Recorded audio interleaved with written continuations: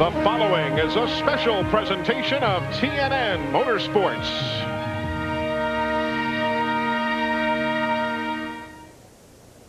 As has been the case all week long, we've got another beautiful day here in Dover, Delaware. It's the first northeastern stop for the NASCAR Winston Cup Series in 1996. The Miller 500 from Dover Downs is next.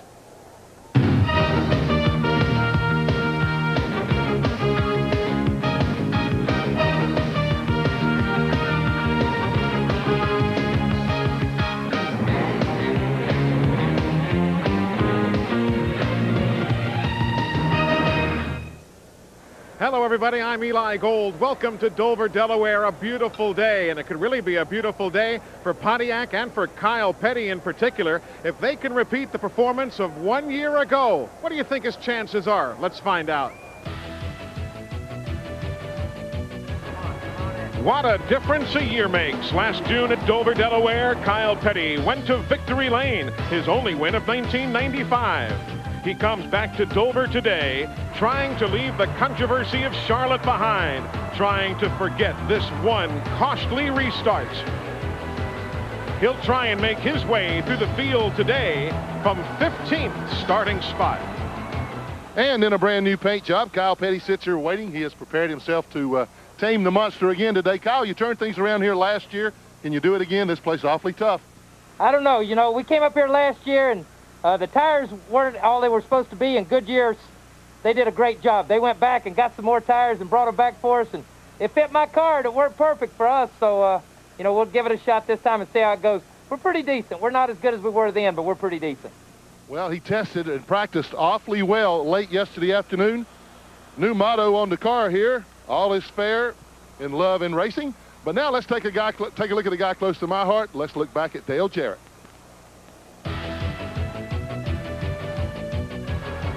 Last week at Charlotte, Dale Jarrett dominated en route to victory lane and a win in the second leg of the Winston Million.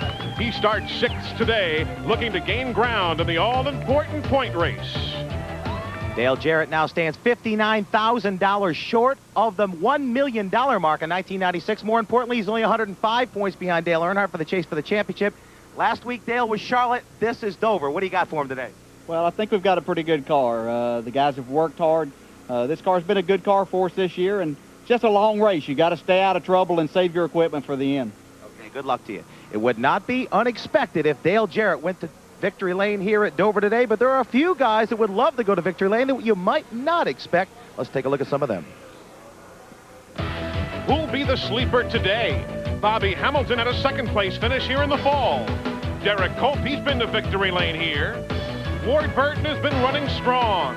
And Michael Waltrip has more to prove since his Winston Select win. So a number of sleeper opportunities today at this tough racetrack, though Chad Little told me this morning, hey, this track doesn't look this bad from this side of the speedway, but it is a rough one, isn't it? That's right, Eli. I was looking at it saying, you know, this is a nice little racetrack from up here, but I tell you what, this track is not very nice. The corners 4 and 2 as you're exiting get very, very narrow, and it makes for a lot of excitement here. And it's a longish afternoon, so you've got to use some patience, Buddy Baker, but that's not a word you hear a lot of in the garage area, is it? No. What you have to do, you have to remember this racetrack is very, very treacherous. You have to control your tires, you have to control your car. It's a give-and-take racetrack, and if you forget that, the monster will bite you. A lot of storylines. You got that right. A lot of storylines here today, including the front row. Young Jeff Gordon from Pittsboro, Indiana, and alongside him, the oldest man to win the NASCAR Winston Cup Rookie of the Year award, Dick Trickle. So we'll follow up on that and a whole lot more. Glad you're with us on TNN Motorsports. We're live with the Miller 500 from Dover, Delaware. We're coming right back.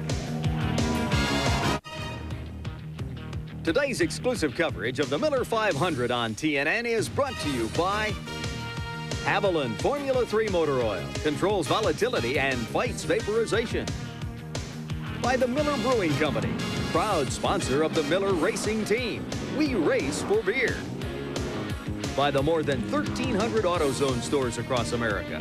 AutoZone, the best parts in auto parts. And by Buick and your local dealers. Remember Buick, the new symbol for quality in America. Welcome, everybody, to Dover Downs International Speedway. Now the Sears Die Hard starting grid, brought to you by the Die Hard battery, now with more power when you need it. Jeff Gordon on the pole, second time in as many weeks. Dick Trickle, he's been on the front row 6 times in his career.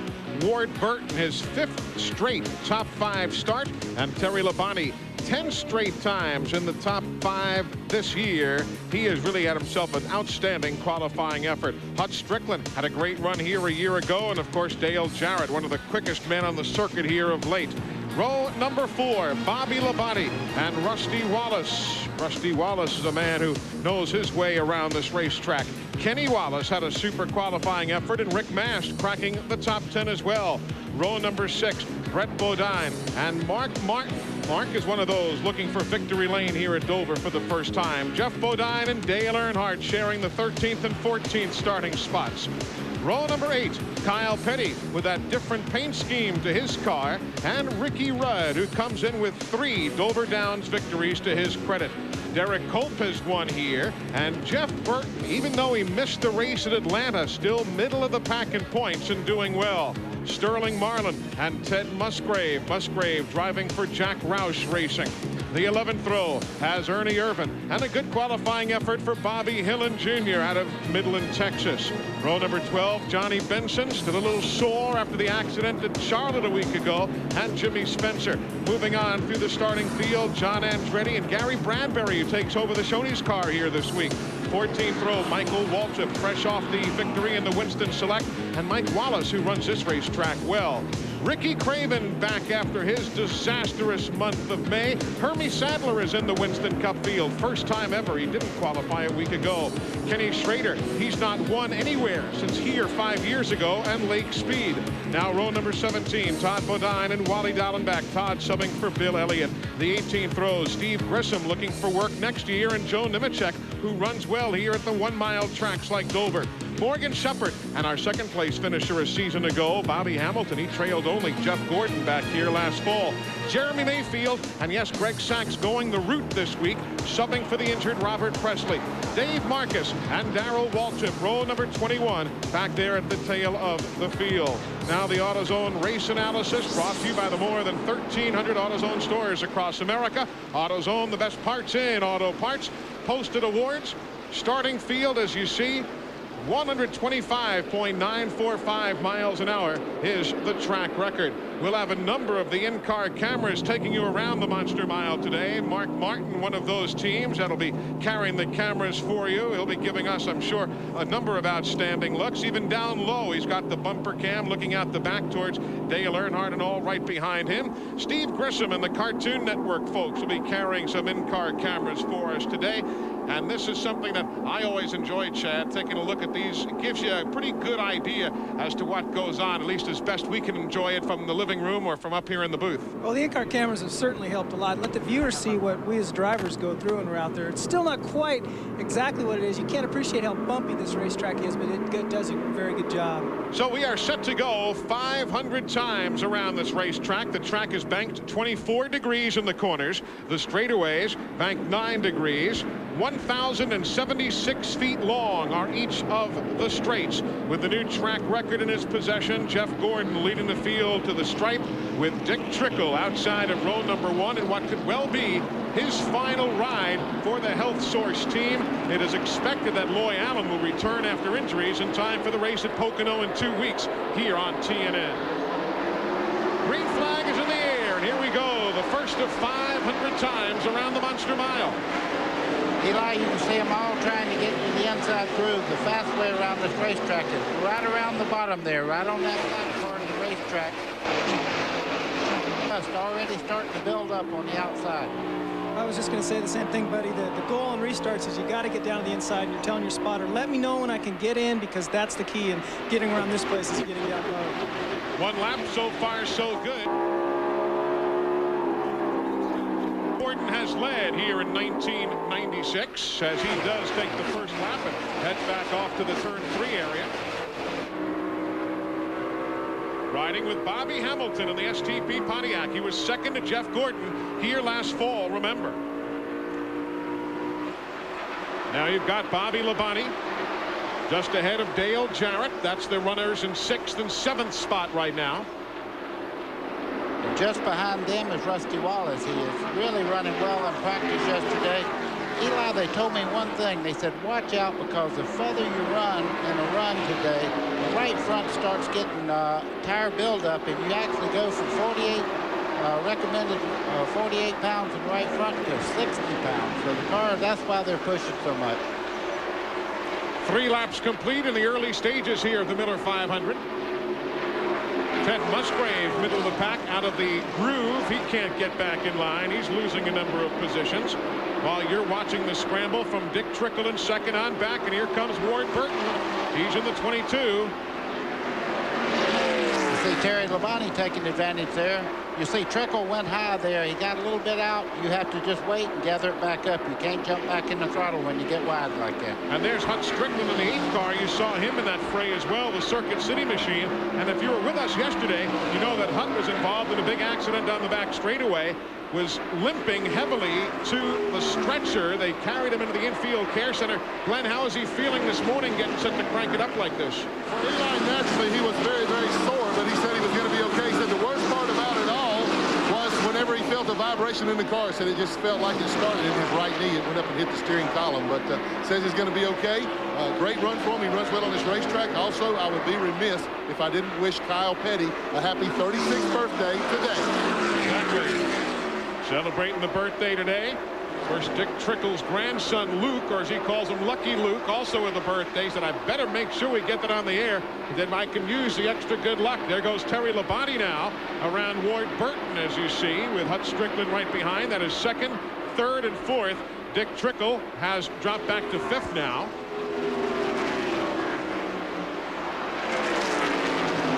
These laps at 150.240 miles an hour. Down from the pole speed of 154.7. I don't know what to expect in tire wear today, guys, as we watch Sterling Marlin go inside of Kyle. There goes Ernie Irvan. There goes the 12 of Derek Copel, making moves inside of Kyle Petty. I don't know really exactly what to expect in tire wear, Chad. Guys told us one thing yesterday and then went totally different in the number of laps once they dropped the green. Well, I think in the Busch race yesterday we were seeing anywhere from 40 to 65 laps of tire wear, and we'll just have to wait and see right now. One of the things that the Cup cars will do, and you can see right now, is they're trying to not bind the cars up in the corner. When traffic will allow them, they'll drift up and run the second groove, and that's allowing their tires to cool a little bit and not bind up in the corner, which isn't going to wear them as much. 4 teams just getting by Dick Trickle now. He'll go from 6th back to 10th in that exchange. Eli, you would have to speculate that he's having a handling problem, because he was outside pole and he's dropping back fast. Glenn, what's the story down there? Well, I talked to Donnie Allison, who works with him, Eli, and he is very, very loose. That's unusual. Everybody's been fighting a tight condition. The Trickle's car is extremely loose right now, so they're hopeful that as more rubber's put down on the racetrack, it'll tighten it up. But boy, he's got a problem right now. Meanwhile, at the front, by the way, it's 1 1/10 already for Jeff Gordon over Terry Labonte, the front 2. But we're watching where it's tight for you. 10th and 11th, riding with Mark Martin in 10th. That is Kenny Wallace right behind him in the Square D machine. He's being posted in the 11th spot. Did you see the deal about Kenny Wallace's team? There are 4 members of the team that are expecting children. Did you see that? Stan Blaylock and his wife Michelle, and Rick Garcia, and Frank Good, and Tim Whalen. All 4 of those families working for the same team. They're expecting children. Must be something in the water there at Philmar Racing. I don't know. We're 12 laps in.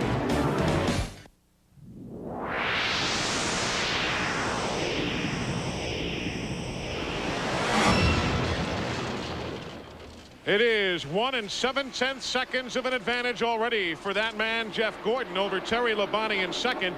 2 more seconds back from Labonte to the 3rd place man, Ward Burton. We're giving you this Napa update so you'll know exactly where your favorite driver is running here at this stage of the afternoon. Just 18 laps in. While we were gone, Darrell Waltrip ends up getting lapped as he finds himself already a lap down. There's Terry Labonte, the man in 2nd spot. And meanwhile, Dale Jarrett now being posted in the 3rd position, having gotten around Ward Burton. So the field shuffling here just a bit in the early stages of the Miller 500. There is Dale Jarrett, probably the hottest thing on four wheels in this business. You know, he's running a very, very conservative line around the racetrack. That car is extremely fast down the straightaway, and Dale knows how to win now.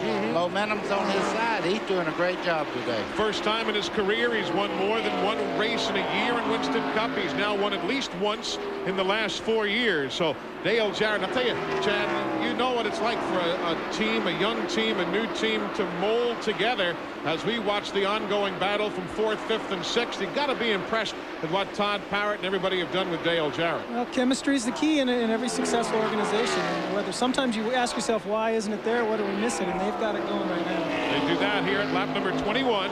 Ward Burton just ahead of Bobby Labonte. Hut Strickland right behind the Circuit City car. Further back, you've got Kyle Petty.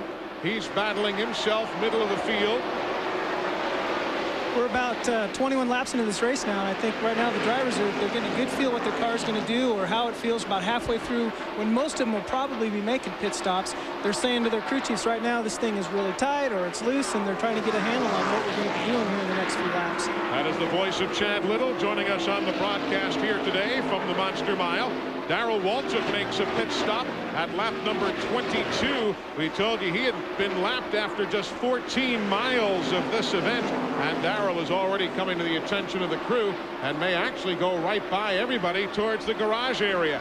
Meanwhile, there's Kyle Petty, Michael Waltrip right behind him, and Darrell Waltrip never even stopped. He went right through the pit lane and gone back right out onto the racetrack. There's Ernie Irvan on the move now in the 28. That's 11th spot. Eli, they're already starting to diamond the corner just a little bit. They go in on the bottom part of the racetrack, the center part of the corner. They come up just a little bit. You see the car working up there. Now he's trying to get it back down and come off. You see him work back to the bottom of the track. You know, and the reason they do that, again, is like we talked about earlier. These cars are wanting to be tight. They're driving in very hard. In order not to pinch the car off or scrub the tires any more than they need to, they'll let the car drift up in the center and then get it turned so they can get on the throttle as early as possible coming out. That's 4th place changing hands right there as Bobby Labonte works the low side to grab the spot away from Ward Burton. 25 laps into the books now. Bobby is one of those who has not won in a Winston Cup car here at Dover Downs.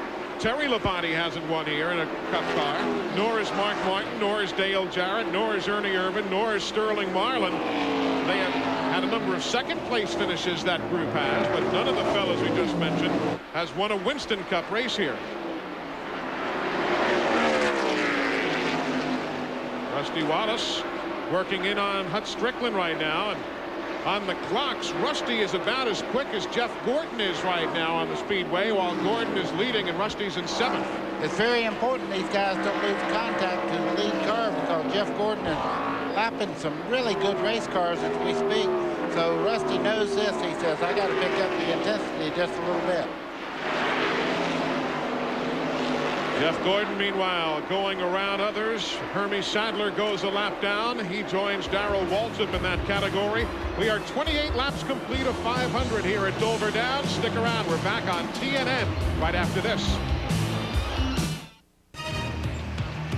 The folks from Duraloo providing all of the aerial pictures high above the Monster Mile. And as you can see, it is jam-packed to the gills and then some. What a magnificent day at a racetrack that has really grown up nicely.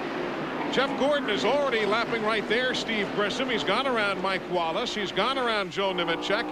We told you Darrell Waltrip, Hermie Sadler, already a lap down, 31 laps in. What in the world do you think about right now, Chad Little, if you're a driver and you're saying, uh-oh, this is going to be a long day? Well, a couple things. I mean, you're trying as hard as you can yourself as a driver out there. And, of course, your spotter and your crew chief's coming on the radio and saying, hey, let's pick it up a little bit. The leader's coming.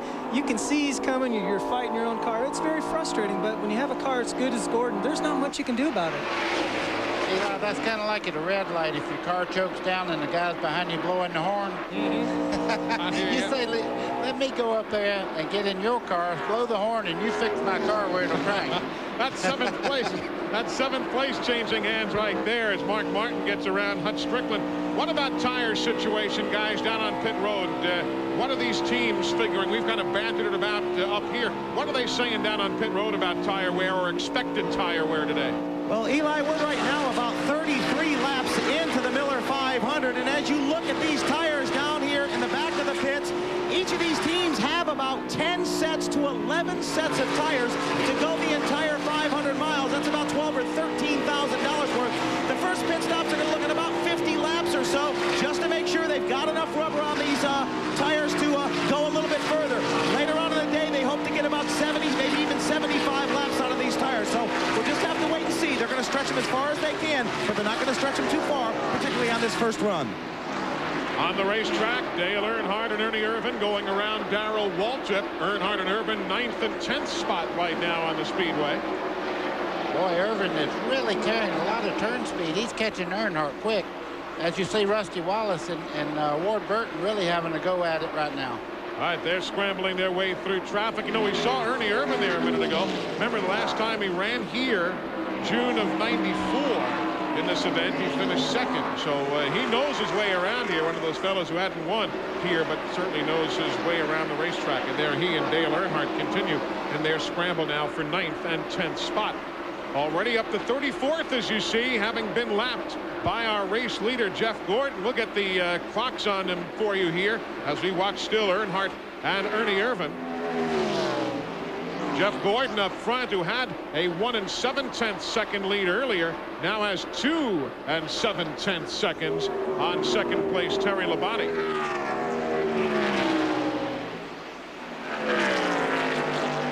Earnhardt had a good comment, though. We were talking Friday night. He said, you know, what happens at noontime doesn't really mean a hill of beans as to what happens at 4 o'clock in the afternoon. As Darrell Waltrip on pit road yet again. We told you he had stopped at lap number 22.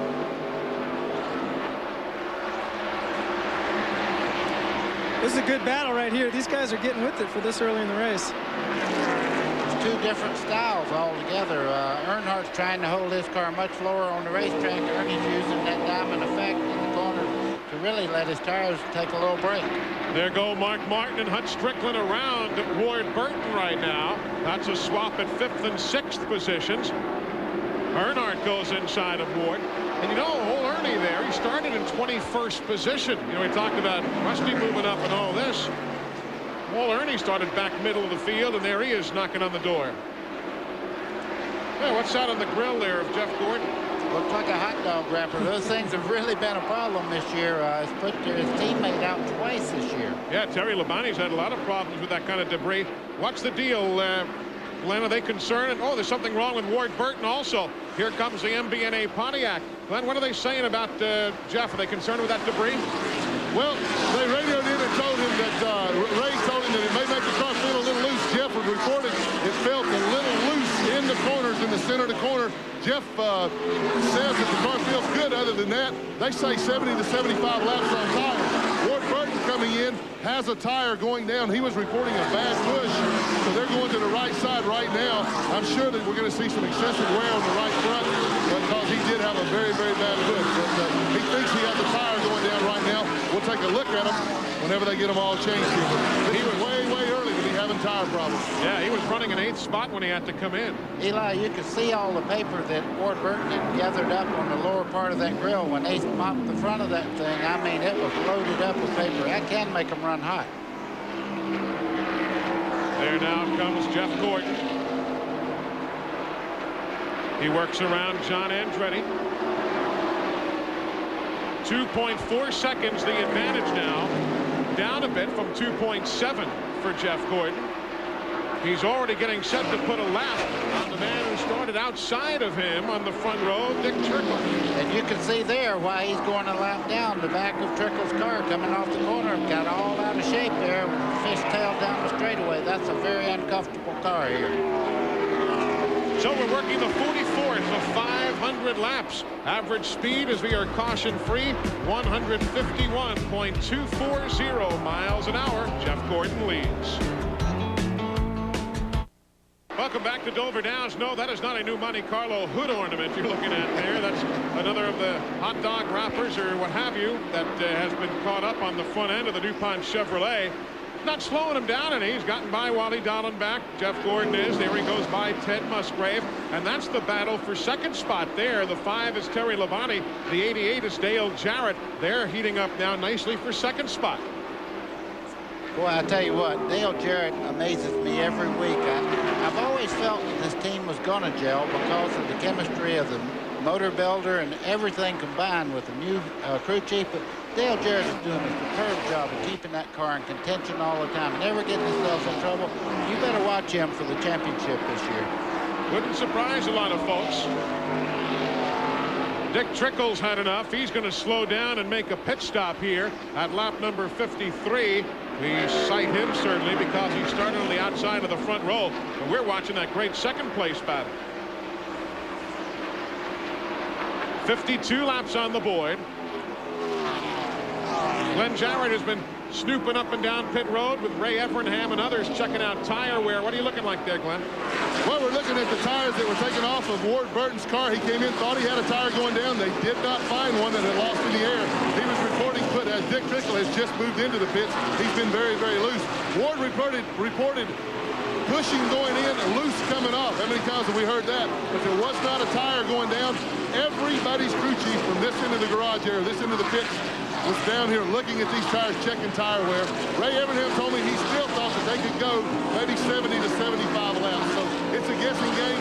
They're all watching the stopwatches. When the car falls way off on time, that's when they're going to bring them in. We're now at lap number 54. Thanks, Glenn. 54 of 500 as we ride, as you can see, with Mark Martin. That's Greg Sachs right behind him. Greg is riding all weekend long for Robert Presley, still nursing those cracked ribs. Let's mention something new coming up on the broadcast here today.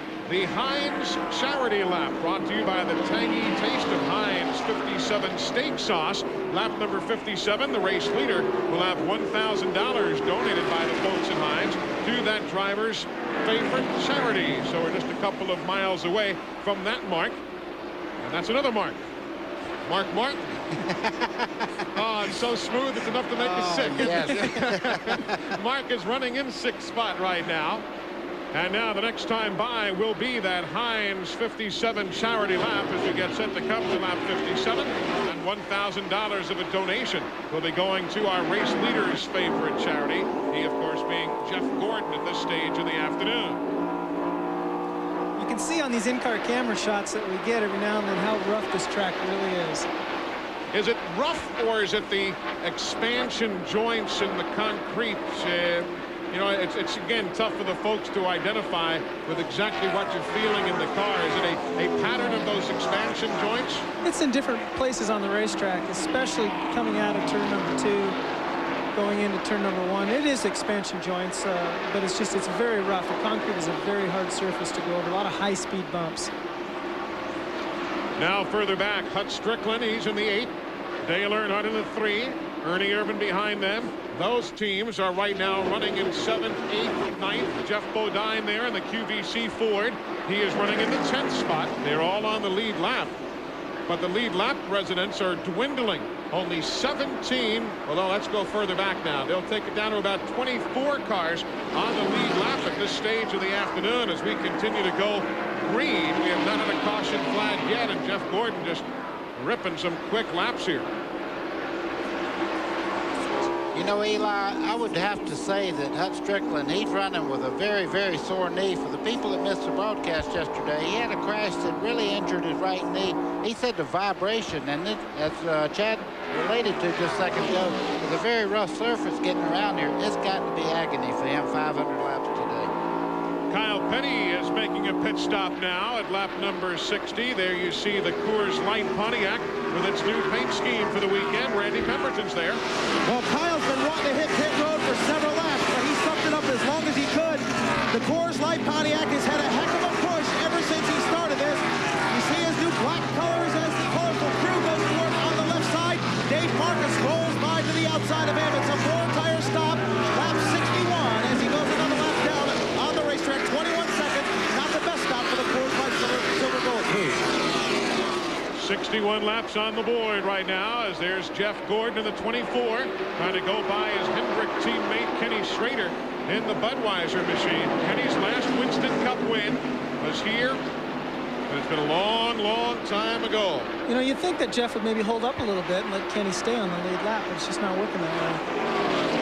I was kidding. Yeah, right. I was thinking You should have seen the looks up here, folks, because I looked to my right and Buddy looked to his left, and we were staring at Chad. I've been on several team car ventures before, and let me tell you, the one car you want to beat is your teammates, because that's bragging rights when you get back to the shop. Oh, Bobby Labonte looked like he was going, or is that Marcus? Dave Marcus. Dave Marcus went up. And David just pitted. He was in at lap 60 3 laps ago. And obviously another problem on the Prodigy Chevrolet, but he saved it nicely and goes back towards the pit lane one more time. We watch Jeff Gordon there in traffic. Meanwhile, there's Ernie Irvan around Dale Earnhardt now. Give Ernie the 8th spot, Earnhardt 9th, and that's Jeff Bodine in 10th spot now. He's still in that battle. You see Earnhardt moving over there and letting Jeff go right on by, so something's happened to the 3-car handling wise, or maybe it's just fixing to make his pit stop and does not want a bunch of cars balled up behind him there. That was one thing we saw yesterday. A lot of fellas wanted to make pit stops. Everything was going so fast, you couldn't get to the entrance to pit road when you wanted to, and that's something you've got to think ahead in this business. As we see now, Todd Bodine driving for Bill Elliott of the McDonald's Ford, going a lap down. 65 now on the board. There's your leader. Welcome back here to Dover. The caution flag is out. Pit stops have started. Jeff Gordon has come in, and boy, were they glad to see this pit stop and the caution flag, because they were really being gained on. Number 5, Terry Labonte, is down and wait 20 seconds on Gordon. Great pit stop for him. Let's go to him. Boy, a near wreck on pit road. Dale Jarrett, who had trouble with the left front, pulled out right in front of Earnhardt and just barely clipped the left front. Mark Martin followed him out, but what a tense moment. Earnhardt had to get on the binders hard. A great pit stop for Ricky Craven, but the reason for this caution is there was a bit of a fire at Bedrock. Steve Grisham in the Family Channel car, and watch what happens to old Fred Flintstone here. Boy, he had a right front go flat as he started into the corner and right up in the outside wall. You could even see some debris of rubber come off the tire as it popped and straight into the wall. That was a hard hit, wasn't it, buddy? Now we'll take a look also from the in-car camera. Let's listen to what happened here.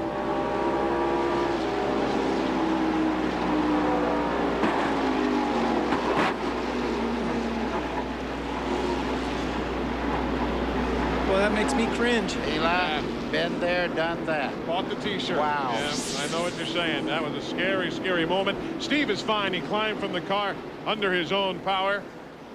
Ricky Craven back on the pit lane now. 69 laps on the board. We had mentioned he was in a short while ago. Now you're looking live again at the efforts to hook the Cartoon Network car. Fred doesn't look too happy about it. No.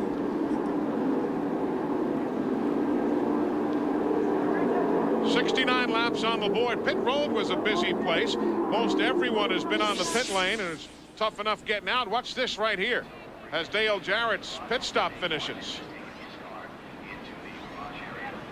Pardon me, coming through.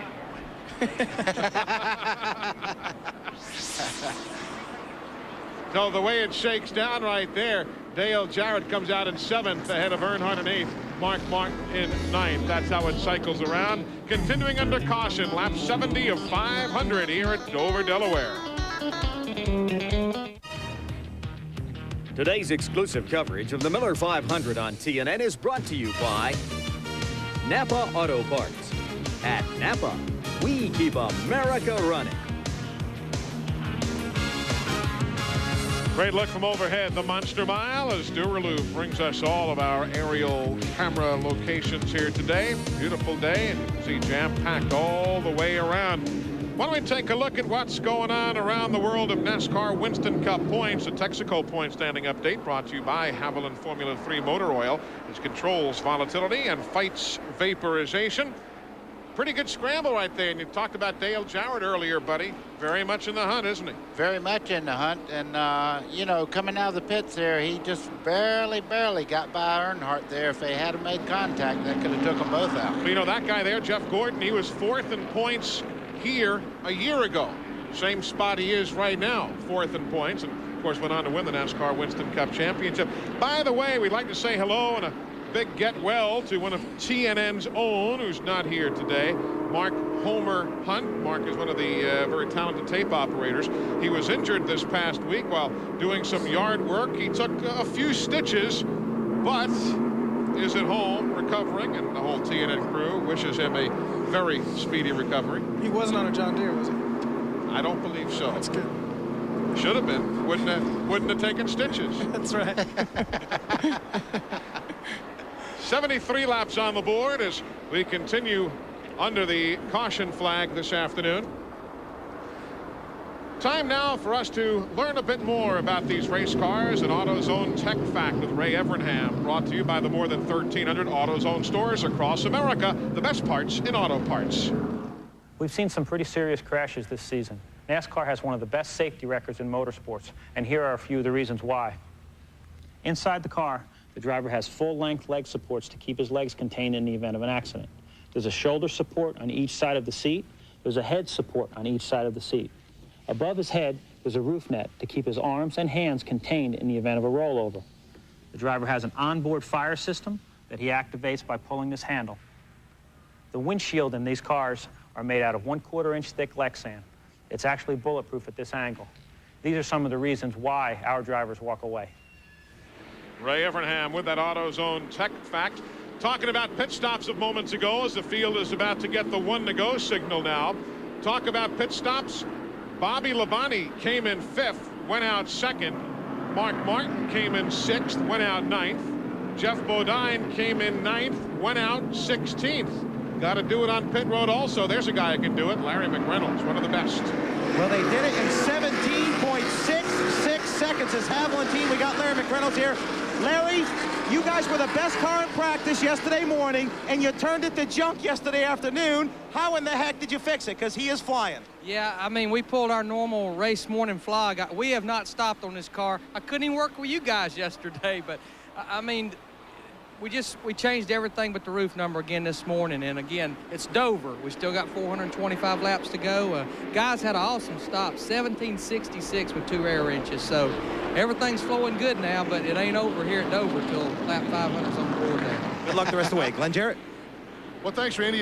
Just an update on Steve Grissom, and the ambulance brought him to the care center. He got out under his own power. He was favoring his right arm. Looked like he might have had a little problem with it, but he did get out under his own power. Goodyear experts, tire engineers say that the tires could have gone a full fuel stop about 100 miles. So doesn't look like we're going to have any real tire wear problems today. We're going back to green. And indeed, the green hanky in the air from Doyle Ford. Remember, we're on restarts now. This is when it's treacherous for drivers because you're 2 abreast on a track coming out of the turns. It really doesn't want to be 2 abreast. 24 teams on the lead lap. In NASCAR Winston Cup, it's a little different from Busch. The cars on the lead lap start on the outside. The cars that are lapped down start on the inside. It's opposite in the Busch series. You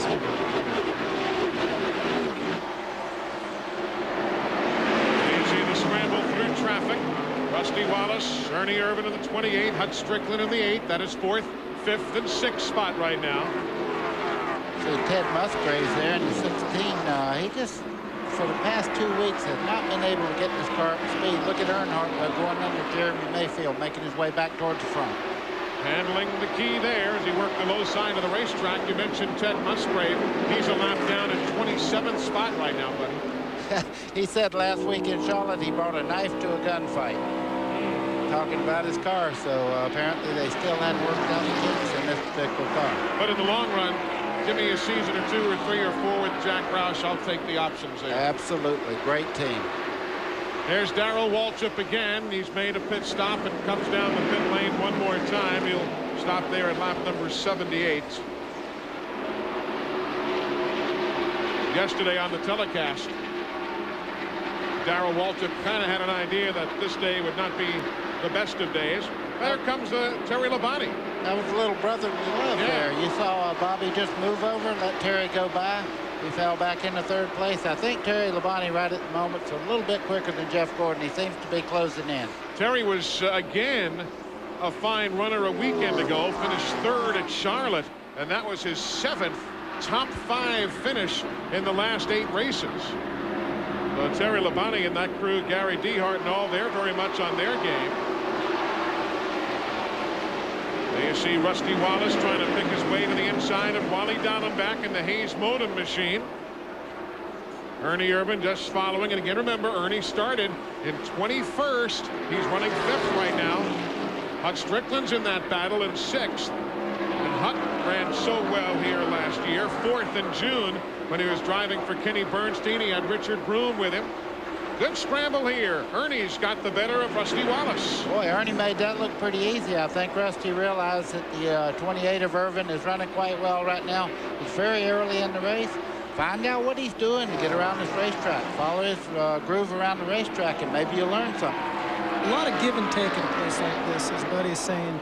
If you don't give and take, what's going to happen is somebody's going to end up in the wall. So you'll see drivers a lot of times wave the other one by, just let him go like Bobby did with his brother there, and they go on. And then, because you're actually faster running one in front of the other than you are side-by-side scrambling.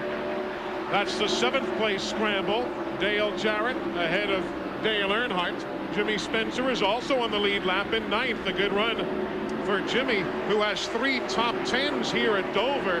His best finish was 6th back in 1993. And like we said yesterday, if you like a racetrack, it's got to help you when you come through the gate in the morning.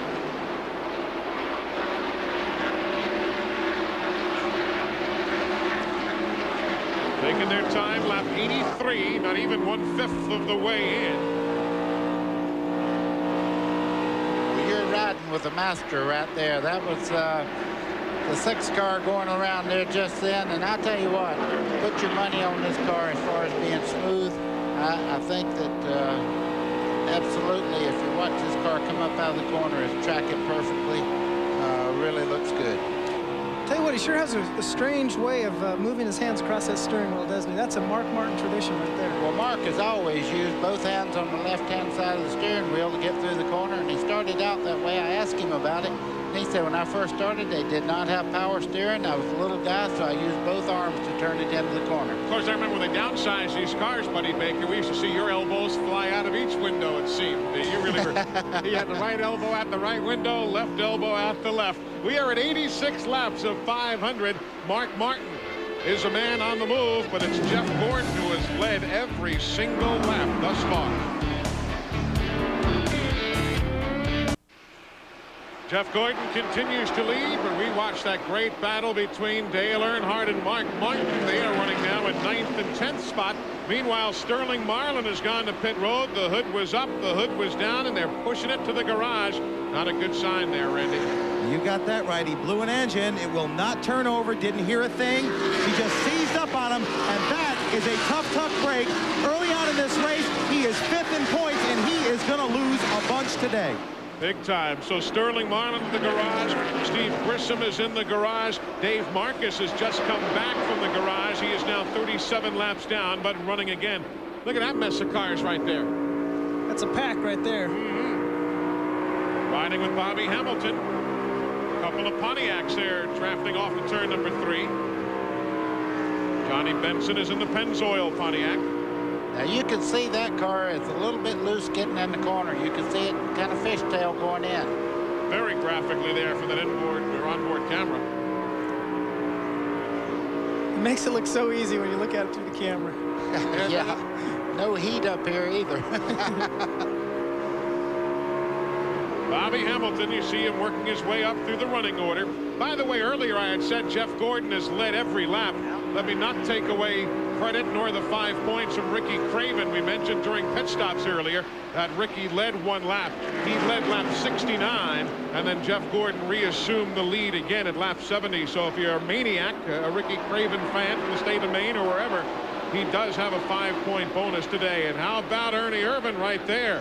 Ernie just sweeping right by Terry Labonte and moves up into the 2nd spot and pulling away. Great run. This car is really working well around the base of the racetrack. He lets it go up and diamond right as you see. He moves up the racetrack there. He's turning it back down to come off. Great line, and that car is hooked up. I don't know if you guys are watching down on pit road. Looks like Monty Hall has just shown up in the Sterling Marlin pit. Randy, are they playing Let's Make a Deal down there or what? It is Let's Make a Deal. It's door number 1 for the Pennzoil team. He gets a set. The 23 team for Jimmy Spencer. They get a set of tires. Now in comes the Jasper team. They're trying to scrounge for a set. They have no problem getting them. They're just going to have to pay for them later, but they're giving them out like crazy. This is at lap 96 as the leader is back into the corner, and there's Ernie Irvan. What a fine run for Ernie here this afternoon. You know, Eli, they were talking about with the crew chief just a little while ago about Ernie Irvan yesterday. He was the fastest in the morning practice. The afternoon, they almost give up. I mean, they had quit working on the car. This morning, they come in, made a bunch of changes. That's where a great crew chief like Larry McReynolds comes to play. I mean, I'm sure they talked last night at dinner and said, this is what we need to do. And there's Rusty Wallace and Dale Jarrett, 5th and 6th you're watching now on your screen. Running order, Jeff Gordon, Ernie Irvan, Terry Labonte, Bobby Labonte, Rusty Wallace 5th, Dale Jarrett 6th, Hut Strickland is 7th, Jimmy Spencer is 8th, Mark Martin 9th, Rick Masters 10th, Earnhardt is running in 11th. All of these cars on the lead lap. You've got Ricky Rudd going in the 12th spot. Then Kenny Wallace ahead of Derek Cope, Ken Schrader, Bobby Hamilton. He's in 16th as he goes by the 95 there. Oh, and by the way, want to say a very happy birthday to the car owner of that number 95 Shoney's Ford, Earl Sadler. 74 years old today, as you see the interval from the leader back to your second place man there, Ernie Irvan. Look at the crowd here at Dover. You remember, buddy, years ago where this little section in front of us here in the main grandstand was the entire grandstand. Boy, I tell you, it's incredible. They had a great crowd here yesterday for the Busch Grand National race, and today there's not a seat open. Far too early to have to talk to Sterling Marlin, but we've got to. He's done for the day. Glenn? Well, let's find out. Sterling, you brought the car in. I see a lot of work going on it. So what happened, and are you going to be able to get back in? Something had an engine going down the back straightaway. It seized up, and we're going to take a look at it and see what we got. Try to get back in there. Track conditions, everybody concerned about tire wear, but after the first pit stop, everything seemed to be pretty much okay. Yeah, we was real tight on the start and had got the car loosened up, and felt like we had a top 5 car. Kodak team done a good job, and we hate it. There's a lot of cars start this race. It's going to hurt us in the points, but we'll be back. Well, he definitely will be back. A couple of weeks at Pocono. We'll bring you that on CNN. Right now, that man, Ernie Irvan, might be the quickest on the track. He seems to be gaining, at least on my stopwatch, about 1/10 of a second per lap on the race leader, Jeff Gordon.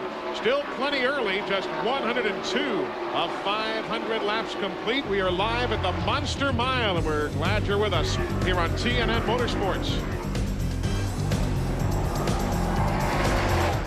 Oh, I bet you the man is just seething. Jeff Bodine. Car spun off turn number 4 out of traffic when he was running 17th. Let's take a look what happened. Where is the 7? We'll watch this unfold for you. They got kind of bottlenecked right there. There, Michael Wallace. Mike Wallace gets sideways. Did a great job of saving that. And they just saw Jeff Bodine at the very, very top of the screen. Just speculating what happened is the spotters told everybody to slow up because they saw what happened to the 90 car there, and Jeff got tagged from behind. Well, that was Michael Waltrip, the first car that come through behind Jeff there. But, I mean, that was just a chain reaction. They all checked up, and sometimes you make a little impact like that. A little impact. Yeah, well, it's a lot if you're in the 7 car, but I'm sure everybody was trying to miss that. Pit stops first to the Ernie Irvan pit. Randy?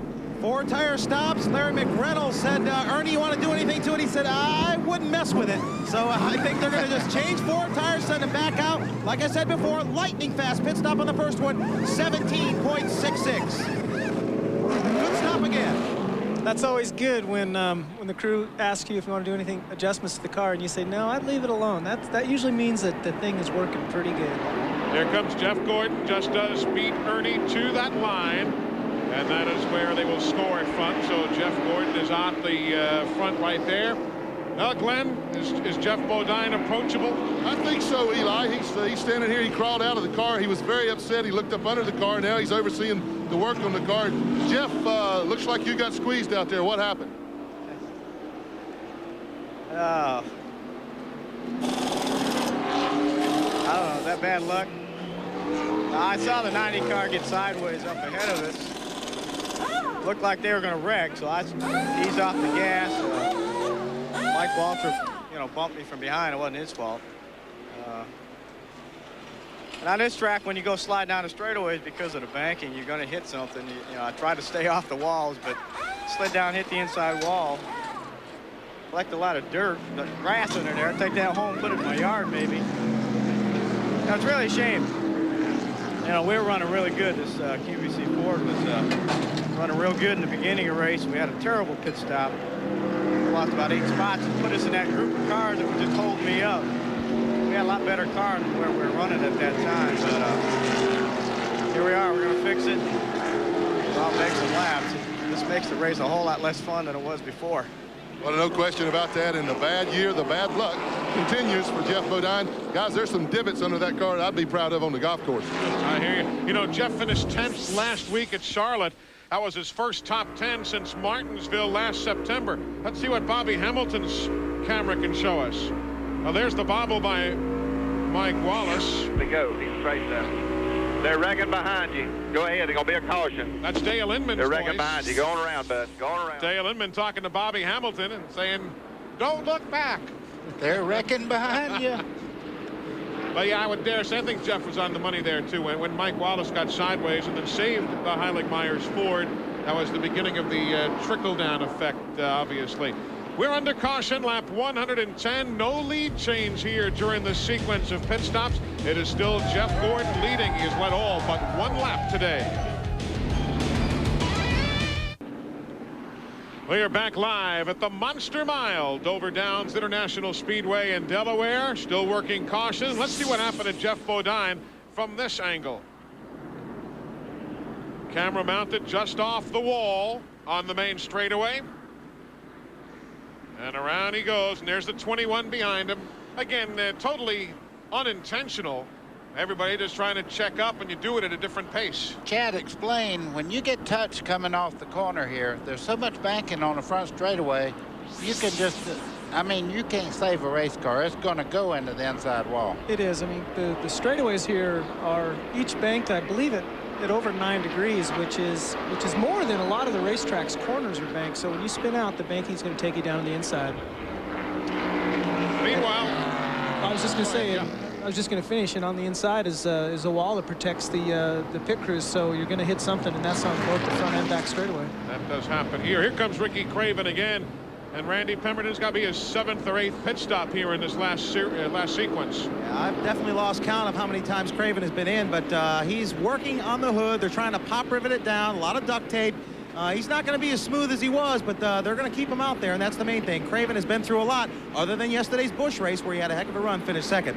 I'm joined down here on pit road by country music group Lone Star, who recently had one of their singles reach top 3 your first time, and it was in on the Billboard #1 list 3 straight weeks. Hasn't been done since the Beverly Brothers, not back in 1957. Congratulations to you guys. Thank you very much. This is all very exciting for us. I tell you, I think we're not this loud on stage at our concert, so we're having a great time here at the race, and just encouraging John Andretti and the Little Caesar Kmart car, just having a great time. What's your next single out? Our single out right now is Running Away with My Heart, co-written by Michael Britt here. So it's been out for about 3 weeks, and it's I think it's around 39 on charts right now. Congratulations on your success, and of course that was the Everly Brothers back in 1957. Back up to Eli. Bye Bye Love, 1957, though I'll spare you the rendition, but that was the Academy of Country Music New Vocal Group Award winner Lone Star from DNA Records. We're coming right back. Today's exclusive coverage of the Miller 500 on TNN is brought to you by Pep Boys. 26,000 items at the guaranteed low price. Tires and service too. Everything but gas. And by Splitfire. Enter the performance zone with Splitfire Performance V Spark Plugs. From high above Dover Downs International Speedway, the Duralube aerial camera giving us that panoramic view of this 1-mile racetrack. They are taking a moment here during the second caution flag to blow some of that debris that we were seeing off the racetrack. A good bit of paper there, some of those rubber shards off the tires. That's being blown off the track now. Now it's time for an innovation in motion, brought to you by Peerless Faucet. Get more out of your faucet than just water. This is the latest in tachometer technology. This is a new tach from VDO. It is an analog system instead of a digital system. It's a lot like the tach in your car, except for the fact that it has a memory. This tach will record the highs and lows of the RPM as it goes around the track. This is how it works. As the driver leaves pit road, he goes through the gears, goes down the backstretch, goes into 3 and 4. As he comes across the start-finish line, he will start the button. That starts the recording. He'll end the front stretch, go into 1 and 2, the RPM will drop. He comes out of 1 and 2, down the backstretch, the RPM will gain again. And he goes into 3 and 4, it will drop. And he'll come back up again as he enters the front stretch. When he hits the start-finish line, he will press the button again, and that will end the recording session. When we get back into the garage area, we can view this by flipping it to recall. That will gain the high of the RPM and the low of the RPM. This is most advantageous to us on Friday morning when we get to the track and unload. This allows us to keep the motor in the RPM range that we would like to keep it in. We can do this Friday morning by changing the gear and being right with the RPM selection right off, so we can spend more time working on the chassis. Very interesting, a lot that goes on. And yeah, happy birthday, Kyle Petty. We mentioned it earlier today as he enjoys this birthday here at the Monster Mile. Let's take a look at the top 20 while we have an opportunity.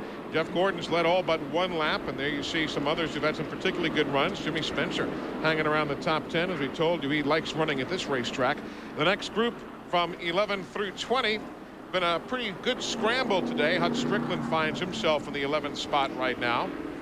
These teams on the lead lap. Kenny Schrader, who had gone a lap down earlier, managed to get his lap back prior to the caution involving Steve Grissom earlier.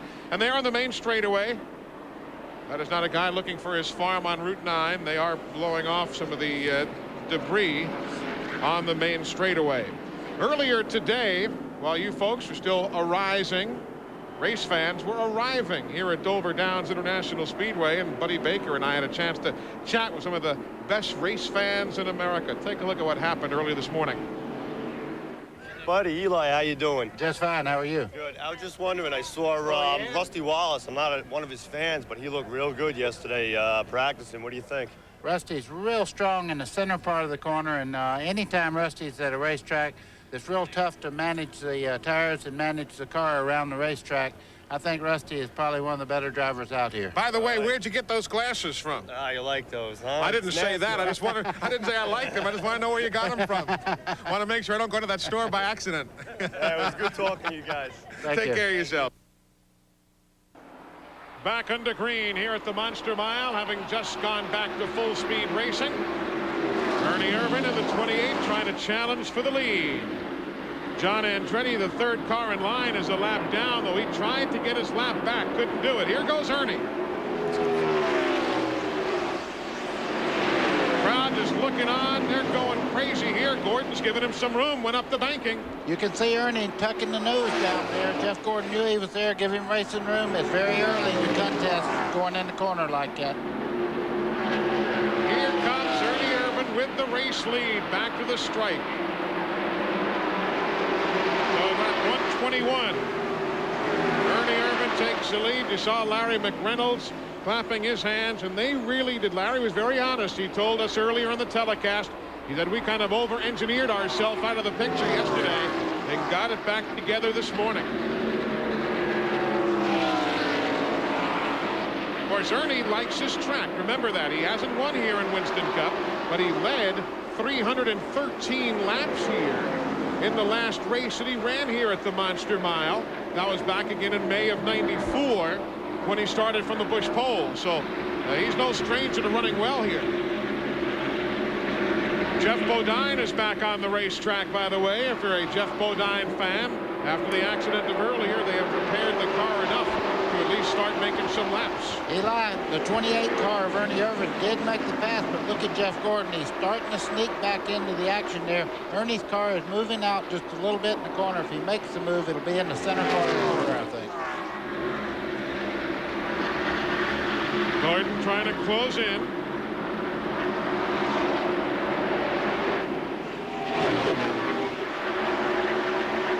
Crowd still standing here at the Monster Mile. They're looking on. They buy a seat, but actually in races nowadays, they just kind of buy airspace. I mean, nobody sits down anymore. Jeff Bodine 17 laps down. I mentioned he is back on the track. He is 17 laps down. For those of you who follow the QVC Ford. Eli, we were just told that Evernham is telling Jeff Gordon, just sit behind the 28 and see what he has. Just kind of measure him up. Mark Martin dropped a couple of spots there. Earnhardt and Jimmy Spencer just went by. Earnhardt 8th, Spencer 9th. Mark Martin now being posted in 10th, though certainly on the lead lap. Hutch Strickland there in the Circuit City machine. He's being shown in 11th. The 33 is Greg Sachs subbing for Robert Presley, not on the lead lap. Rusty Wallace in the 2, trying to get around the lapped car of Dick Trickle, and will do so. Rusty's got Dale Jarrett and Mast behind him, and they are running 5th, 6th, and 7th. Only Trickle in that picture is a lap down.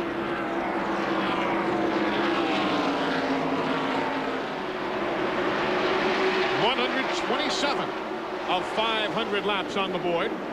You see Earnhardt there, he just kind of cut Jimmy Spencer off just a little bit down the front straightaway there. He didn't want him underneath him going into turn 1. Jimmy Spencer will make a run at him again, though. You can count on that. 6th place changing hands. Give it to Rick Mast now. So the Hooters colors climbing the board one spot closer, and there goes Earnhardt. Around Trickle, the lapped car.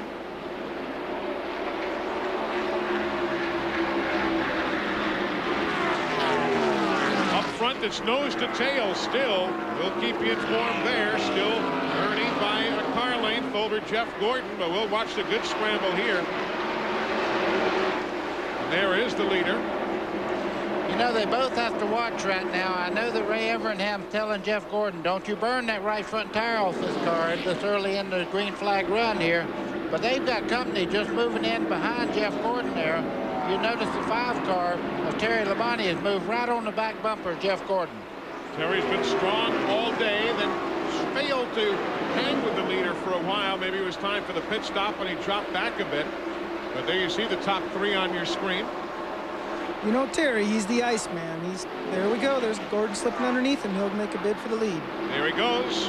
He's got it. He brings Terry Labonte with him. What's going on down there, Randy? What are they saying on pit road? Well, Ernie Irvan just radioed Larry McReynolds, said the car's a little bit loose right now. Larry reminded Ernie, you've got your 5 points for leading. Don't overdrive the car.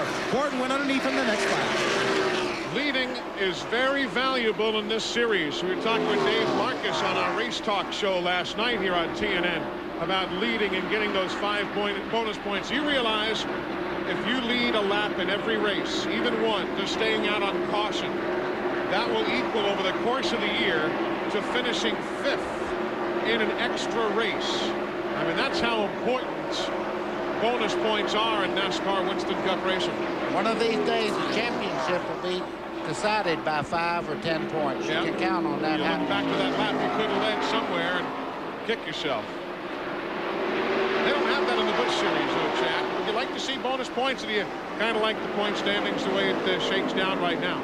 I guess, you know, you just deal with what the way the rules are laid out. There's a lot of subtle differences between the Busch and the Cup, and we don't get any points for leading the most laps as well as leading a lap. Middle of the pack now. Want to go back to take a look at Mike Wallace. He's in the 90. Kenny Schrader, the 25. This is moments ago. The old chrome horn, the donut on the side of the Budweiser machine. Yeah, if you're going to get hit, that's the way you want to get hit, though. That was a very, very minimal nudge as they started off the corner there. Schrader's in 17th spot.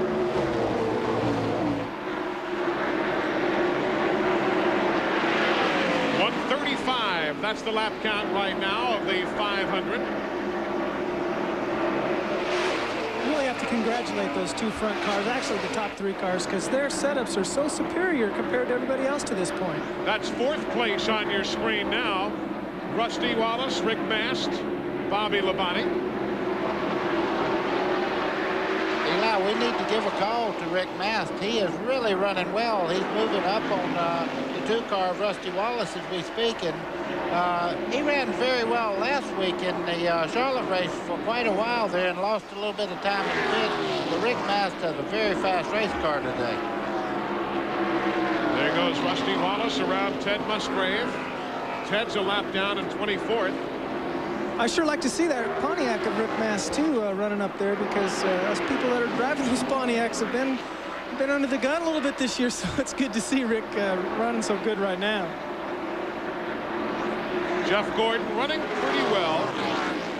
Car looks to be pushing up just a tad versus what it was earlier, but Rick Mast has no such problems. See, not quite as low on the racetrack as he was earlier. You notice the difference. Gordon is running about a half a car length lower than Terry Labonte. And if there's anybody out there that can really watch a racetrack and make moves, I think Terry Labonte is doing a very good job of saving his tires right at the moment.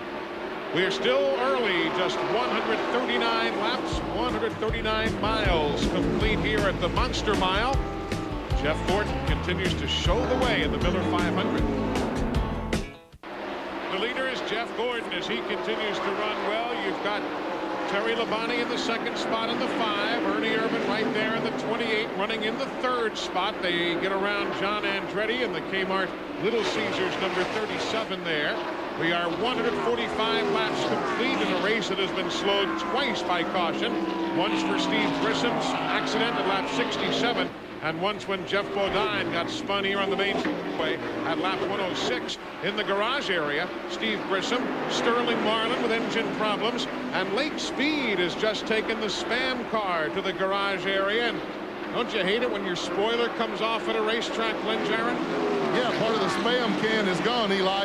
They're replacing the right side spoiler right now. You can see that. The problem they got, all their spoilers are different angles. This is a different angle from the one that broke off. They have to get it to match the angle of the car, of the spoiler that was already on the car. What I can't understand is how that thing came off to begin with. There are about a half a dozen 9/16-inch bolts that hold that thing on. I just don't understand how that thing vibrated loose. Now I want to take you around to the front of the car and show you about all this paper we were talking about. When Lake came in, there was all kinds of debris and stuff on the front of the car. Now, most of the paper has blown away. They've cleaned the grill now, but we saw them blow the track off a while ago. In fact, the paper has been pushed aside over here, but it was absolutely, the whole grill area was covered with paper. That has to make the engine run hot, and as Buddy can tell you, will make that race car get loose. Well, it actually makes it like when you qualify. You tape over the nose to make the car have more down pressure and a little more speed. And when you have the bags and things blow up on the grill like that, it blocks the front of the car off and makes it have way too much down pressure to run long runs, I'll tell you that. 149 laps on the board right now. We're watching the battle for second and third.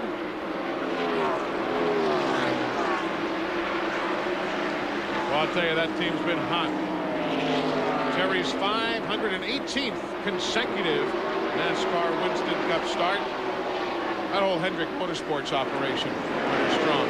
Well, he's strong, but right behind him there, it looks like Ernie Irvan may be working his problems out. Looks like his car maybe now is starting to come to him. Where when he started, he was loose on fresh tires. The old tires are coming to him. A lot of times, that's the way you set your car up for a place like this. If you know it's going to be tight in the long run, you've got to have it so loose that it's a little too loose with fresh tires. But as the tires get worn, the groove moves up, the cars come to you. The chassis comes to you. Lake Speed heading back out onto the racetrack now. So repairs have been made to the rolling Spam can after the problem with the spoiler. 151 laps complete. There are Hut Strickland, Michael Waltrip, and Kenny Schrader. That's for position 14, 15, and 16. All on the lead lap. Lake, we told you, is back. He's 14 laps down, for those of you keeping up with the native of Jackson, Mississippi.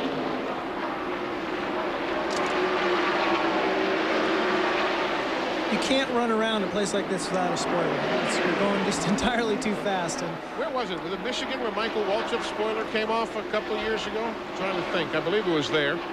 You'll see that on occasion, but like Glenn said, you got to wonder how that happened. I told Harry Hyde one time that my car was too loose to drive at Talladega, and he took the rear spoiler off, and I didn't know it. And I went out, and I come back in. I nearly wrecked, and I come back in, and he said, "Now that's loose."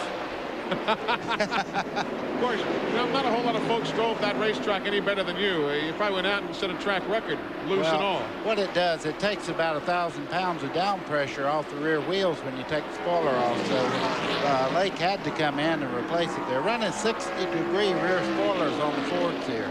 That's 14th place changing hands you're watching right now. Kenny Schrader grabs it. Michael Waltrip, Hut Strickland. You've got Jeff Burton in the 99. He's in that battle for position, and so's the man we're riding with, Bobby Hamilton. Richard Petty, his car owner, likes this racetrack. Had his 199th career victory here. That's a famous paint job on that car that Richard Petty ran in 1972.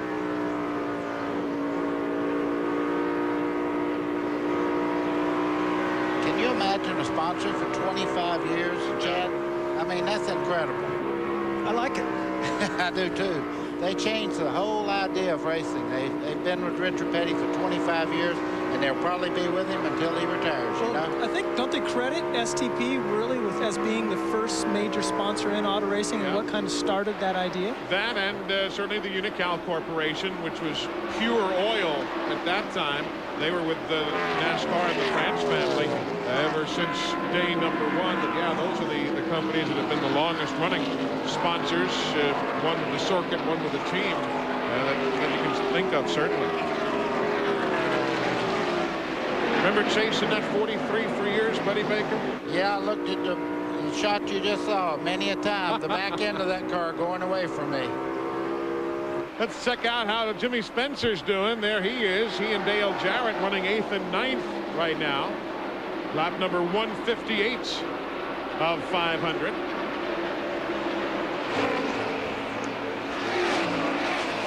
Pit stops for some taking place. Gary Bradbury is on the pit lane right now, being served by the Sony's crew.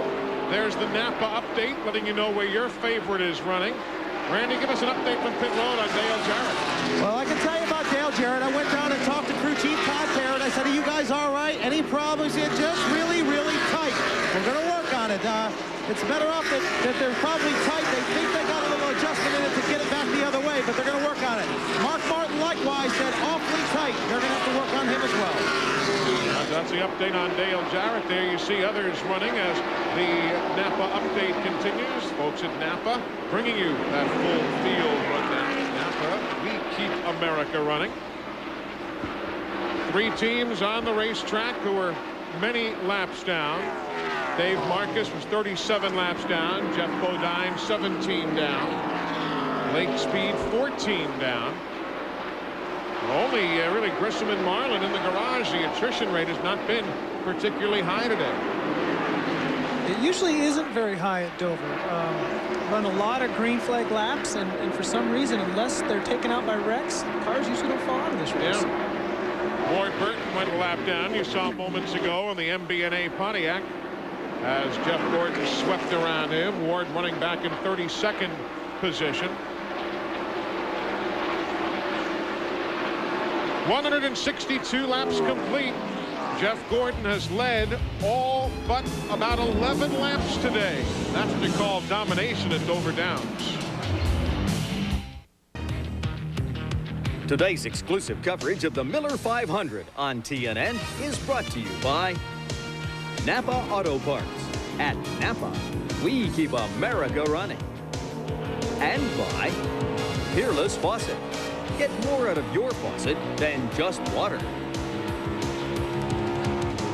168 laps on the board. We're under green, as you see from high above Dover Downs International Speedway. The Duralube aerial camera. With that look, just off to the top left of the racetrack, you've got the horse stable area. That is where they maintain the horses who run here in that inside track as part of the Delmarva Peninsula's horse racing circuit. Hey, old Rusty Wallace is on the move, Buddy Baker, isn't he? Eli, talking about horses, look at this. Ernie Irvin's taking over Labonte right now, and just behind him Rusty Wallace makes the pass also. So a couple of guys getting by Terry Labonte. He'll lose 2 positions from 2nd back to 4th right there. Rick Mast is running in 5th. Jeff Gordon continues to lead. You know, Jeff's crew chief, Ray Evernham, said to me yesterday morning, I believe it was, either yesterday or Friday, he said, you know, this is going to be the last race for this car with this body on it. That it's going to be time to make a few changes. And I wonder if he's going to be thinking that over after this kind of a performance. He goes, we're just missing a couple little things. He goes, we're going to discard this body when this day is done. Chad, I'll buy it for you if you want to run it. I would probably vote for leaving it the way it is. You know, the series of race said, you know, there's so many little things, so many little changes that these teams are making. He said, if you don't make those changes, you end up behind the 8-ball. You know, it sounds kind of strange coming from a team this successful. I tell you what, though, I like to cur a horse that just won the show, if you know what I mean. I wouldn't be changing that thing as long as it can run like this. You know, I always admire when I get to watch a race like this, how much give and take that these guys show each other. I guess we just don't see it in the Busch Series as much, and it really, it's good to see that. The guy's running for lead there, and you saw Terry just move up, let 2 people go underneath him, and then he's back out there running again. And that's what, I guess that kind of sportsmanship is why these guys finish constantly up in the top 5. Good point, good observation. Dale Jarrett just getting around Jimmy Spencer. So Jarrett is up to 8th, and Spencer is in 9th. A lot of guys going by. Darrell Waltrip again on the racetrack. Just hate to see that for our broadcasting buddy of yesterday. Darrell is now in 38th spot. Let's get an update on that story. Well, prior to Darrell taking the car to the garage, he said, guys, the car is chattering. It feels like there's too much air in the shocks. They eventually brought him to the garage. They replaced the rear shocks. And then Darrell came back over the radio and said, all I can do is just barely drive it. He said, it feels like a dirt car sliding through the corners. He said these adjustments have not helped, and that's about the 2nd or 3rd straight race here at Dover that they have just been out for lunch. Matter of fact, Darrell hasn't won here since 1980 and 1982, and it's been a while. Remember last year, Jimmy Hensley drove here for Darrell after Darrell cracked his ribs at Charlotte in the Winston Select. So he didn't even run this race a season ago. Eli, you see Earnhardt there. He's moved into 5th place. He seems to have made some adjustments on that car that's helped him quite a bit also. On a long run, too, because now we're entering about 70 laps or so since they've pitted, and here comes the old black number 3. A 3-time winner here in NASCAR Winston Cup competition. Let's go down to Glenn Jarrett in the Jeff Gordon pit. Well, Eli, an anxious moment for all of them there just a minute ago. Jeff came across the radio and told him he thought he had a right front tire going down, but Ray Evernham radioed back and said, Jeff, it's just getting worn, but they scurried around for a moment like they were going to have to come in. Right now, we're figuring on pit stops somewhere between lap 190 and 200. We're being told that they can run about 80 to 85 laps under green. That's as far as they want to stretch it. Jeff Gordon seems to be okay right now.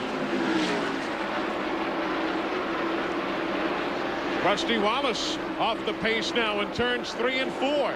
Everybody going by the 3rd place runner, Rusty Wallace. Here he comes to the attention of Robin Pemberton and the crew. Randy, what's your brother saying? Well, he's talking to Rusty right now on the radio. I can only speculate, Eli. I saw him going into 1. It looked like he may have had a tire going down. That is about all we can say as they wait for Rusty's arrival on pit road. He is definitely going to lose at least 1 lap here on pit road. The 2 crew go to work on Rusty's car. He slides it to a stop. Going to be a 4-tire stop. Big time cleaning the grill, taking all the debris off of the grill. Want to make sure they get all filled with fuel as well. Also a lead change on the racetrack as they try to get 4 tires on Rusty's car. Darn close to a lead change right there as Jeff Gordon holds off the challenge in between Morgan Shepherd in the 75 and Brett Bodine in the 11.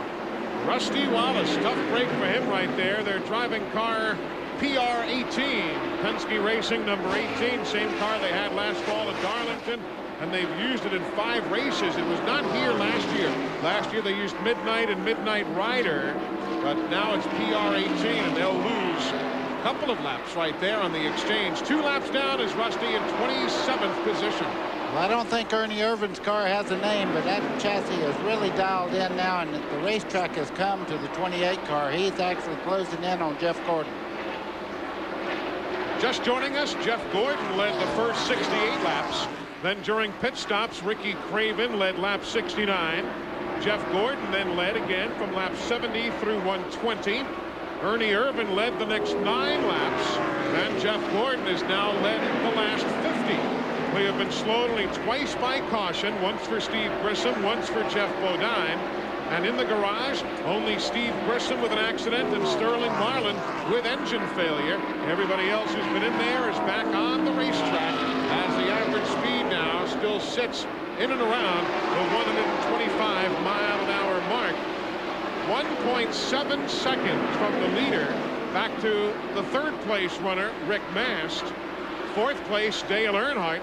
He is 2.5 seconds behind the race leader, Jeff Gordon. That's a carbon copy. Each lap, Jeff Gordon's losing a little more ground to the 28 car of Ernie Irvan. Oh, Ernie is, everybody, I hear this everywhere I go. Is Ernie back? Is he normal? Look at this guy. I mean, he's running second, pulling down on one of the most aggressive race car drivers around right now, and he's right up front where he belongs. Folks, he's back. Quit speculating on this man. One of the toughest tracks, too, isn't it, Chapman? Well, you guys say you feel speed here more than you do at Daytona or Talladega. Yeah, that's exactly what I was just going to say, is that it's not just that he's running in second place and taking over the lead as we talk right now, but this is one of the most difficult places that we run at. Not only because it's fast, but because it's physically demanding. It's bumpy.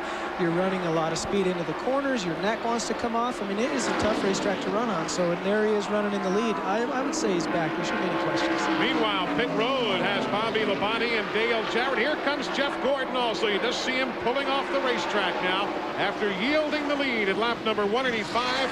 Ray Evernham, Ed Guzzo, and the crew waiting to service the DuPont Chevy.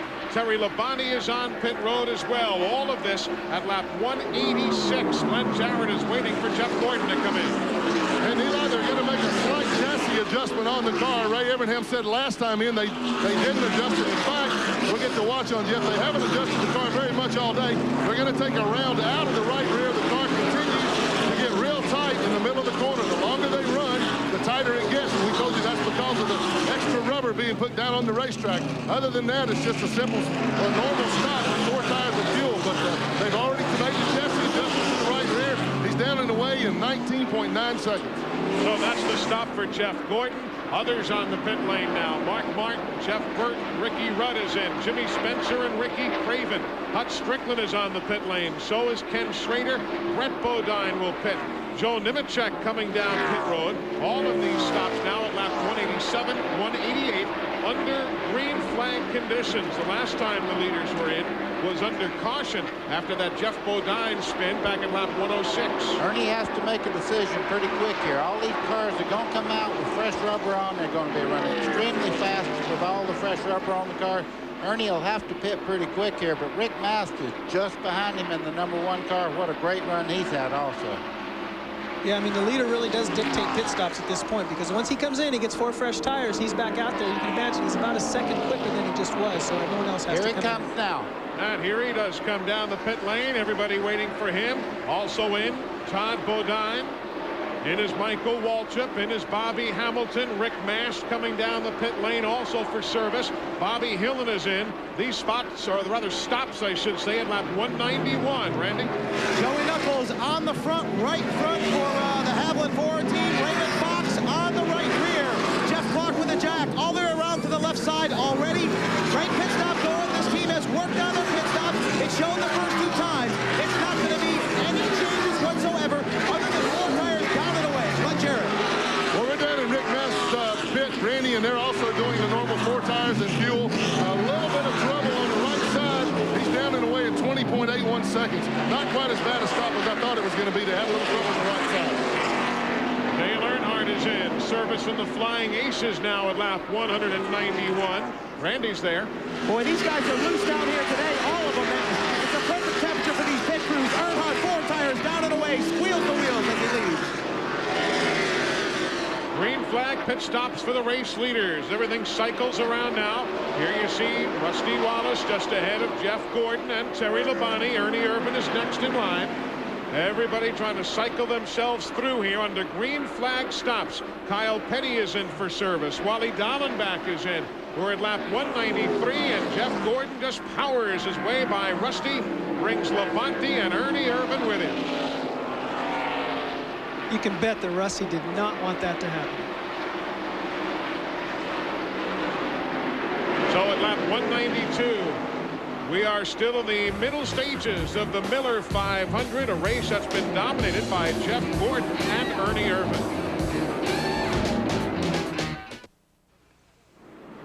We are under caution. That man, Dale Earnhardt, who finished in the top 5 in both events here last year, is currently leading the Miller 500. But hard luck for Rick Mast as he spun coming out of turn number 4. Significant damage to the rear of his car. We'll show you in a moment. But first, let's cover more stops for Jeff Gordon and Rusty Wallace. Glenn? When I'm in Jeff Gordon's pits and they go to the right side, as I told you, his car was pushing a good bit. The right front tire had built up a tremendous amount of air pressure. So I think what they've done, in fact, they're going to the left side, going all the way around, going to put 4 on it. But I think they made a slight air pressure adjustment to try to help compensate for that. Remember, they took 1 pound out of the right front this time. Last time, they took a couple rounds of bite out of the right rear to try to stop that push. Again, the longer the cars go, the more rubber on the racetrack, the tighter they get. Let's take a look at exactly what happened to Rick Mast and the Hooters Pontiac, running so very well until he came off turn 4. Well, you see, he's trying to get under Rusty there. He gets the left side down on the flat there. He gets in wobbling. Now the back end takes off. That's too bad. Boy, what a great run he was having today. And that's exactly what happened there. We didn't see that the first time, but he just got those left side wheels down there too far, and it got a little loose on him, and then he corrected, and round he went. Well, that's a heartbreaker. But he was running extremely well before that. So we'll see what kind of work they can do to the rear of that automobile. And Randy, a lot of work. They're sending him back out, but a lot of work has to be done. Boy, you're not kidding. I'm glad I'm not doing it. No doubt about it. They're going to be in the pits for a while to fix that one. And just the heart sick for these guys because they work so hard. The last time they really ran well, we interviewed them here at Dover. I believe it was in the fall here. They ran so well. So this team, this driver loves this racetrack, but unfortunately his win will probably not come today. But Dale Earnhardt is the man who shows the way as you see what remains of the rear deck of the Rick Mast machine. We are approaching lap 200 of 500. We're coming right back. And Universal Luxury Bands, the official bands of tracks, teams, and drivers throughout the NASCAR world. Call 1-800-445-2825 for a dealer near you. Welcome back, everybody. We're watching Dale Earnhardt now leading at Dover. He has led better than 2,000 miles now at Dover Downs, but here's what happened to Rick Mast.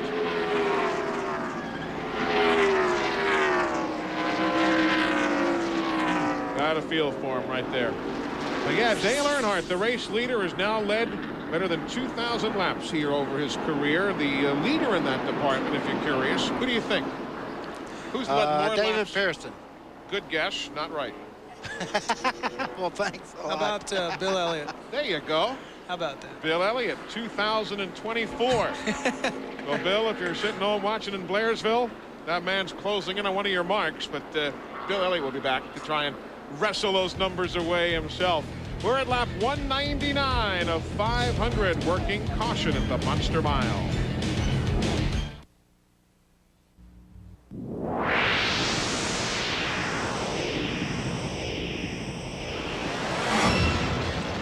That is where we are, the first state, Delaware and Dover, Delaware. Hey, don't forget to join us down at Opryland if you can. The TNN Salute to Motorsports at Opryland coming up June 26th through 30th. Want more information? Just call the number you see on the screen Monday through Friday. The TNN Salute to Motorsports at Opryland, which is also going to be benefiting have a big auction that's going to be benefiting the National Arthritis Foundation and Technology 2000. That's going to be taking place, all part of the TNN Salute to Motorsports.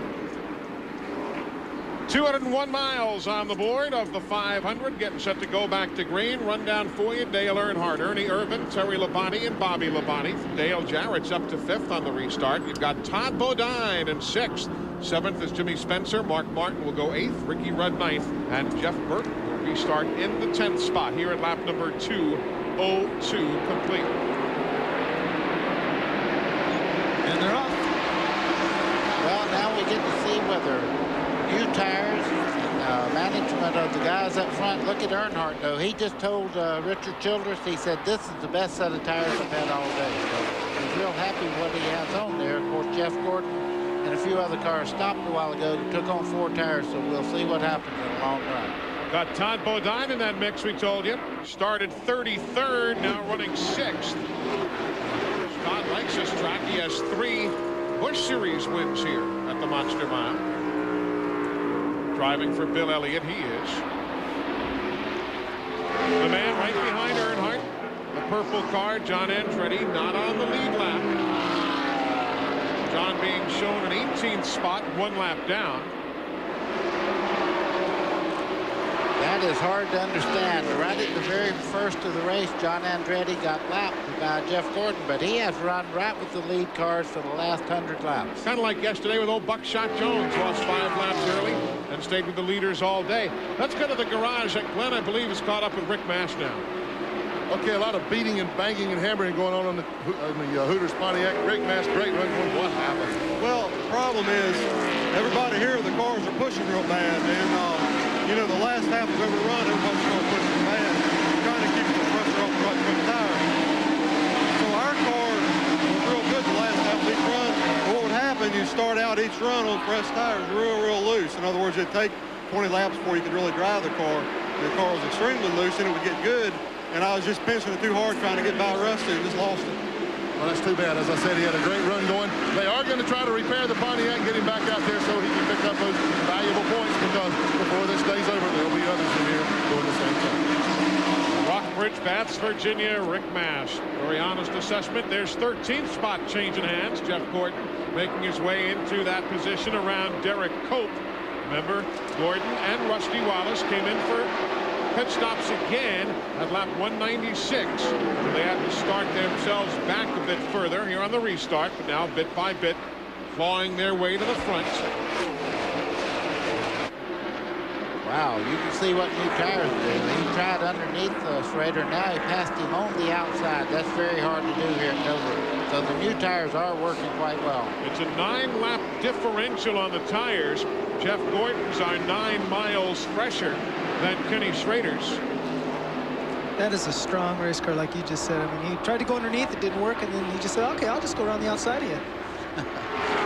That's nice. That's nice to have a car like that. Oh, listen, anytime they handle good down the straightaway like that car does, and then great in the corners, of course, Jeff Gordon himself is very, very aggressive. And, you know, when you talk to him, there's a certain amount of electricity there. You just expect good things to happen around this kid. 10th place is what he's going to try and grab away from the 99. Jeff Burton in 10th spot. I'm curious, what happens when a car doesn't handle good down the straightaway? Well, you get lapped. I'll tell you what happens. They have to run all the way around the racetrack. They say it's all handling.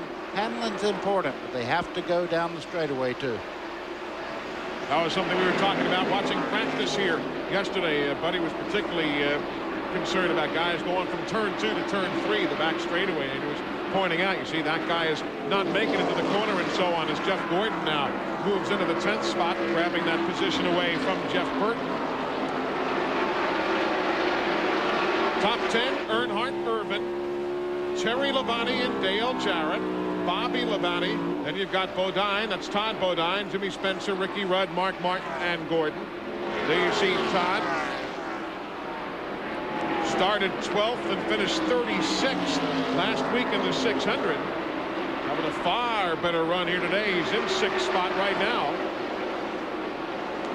I guess Todd won his first race, Busch Grand National race right here at Dover. He does like this racetrack.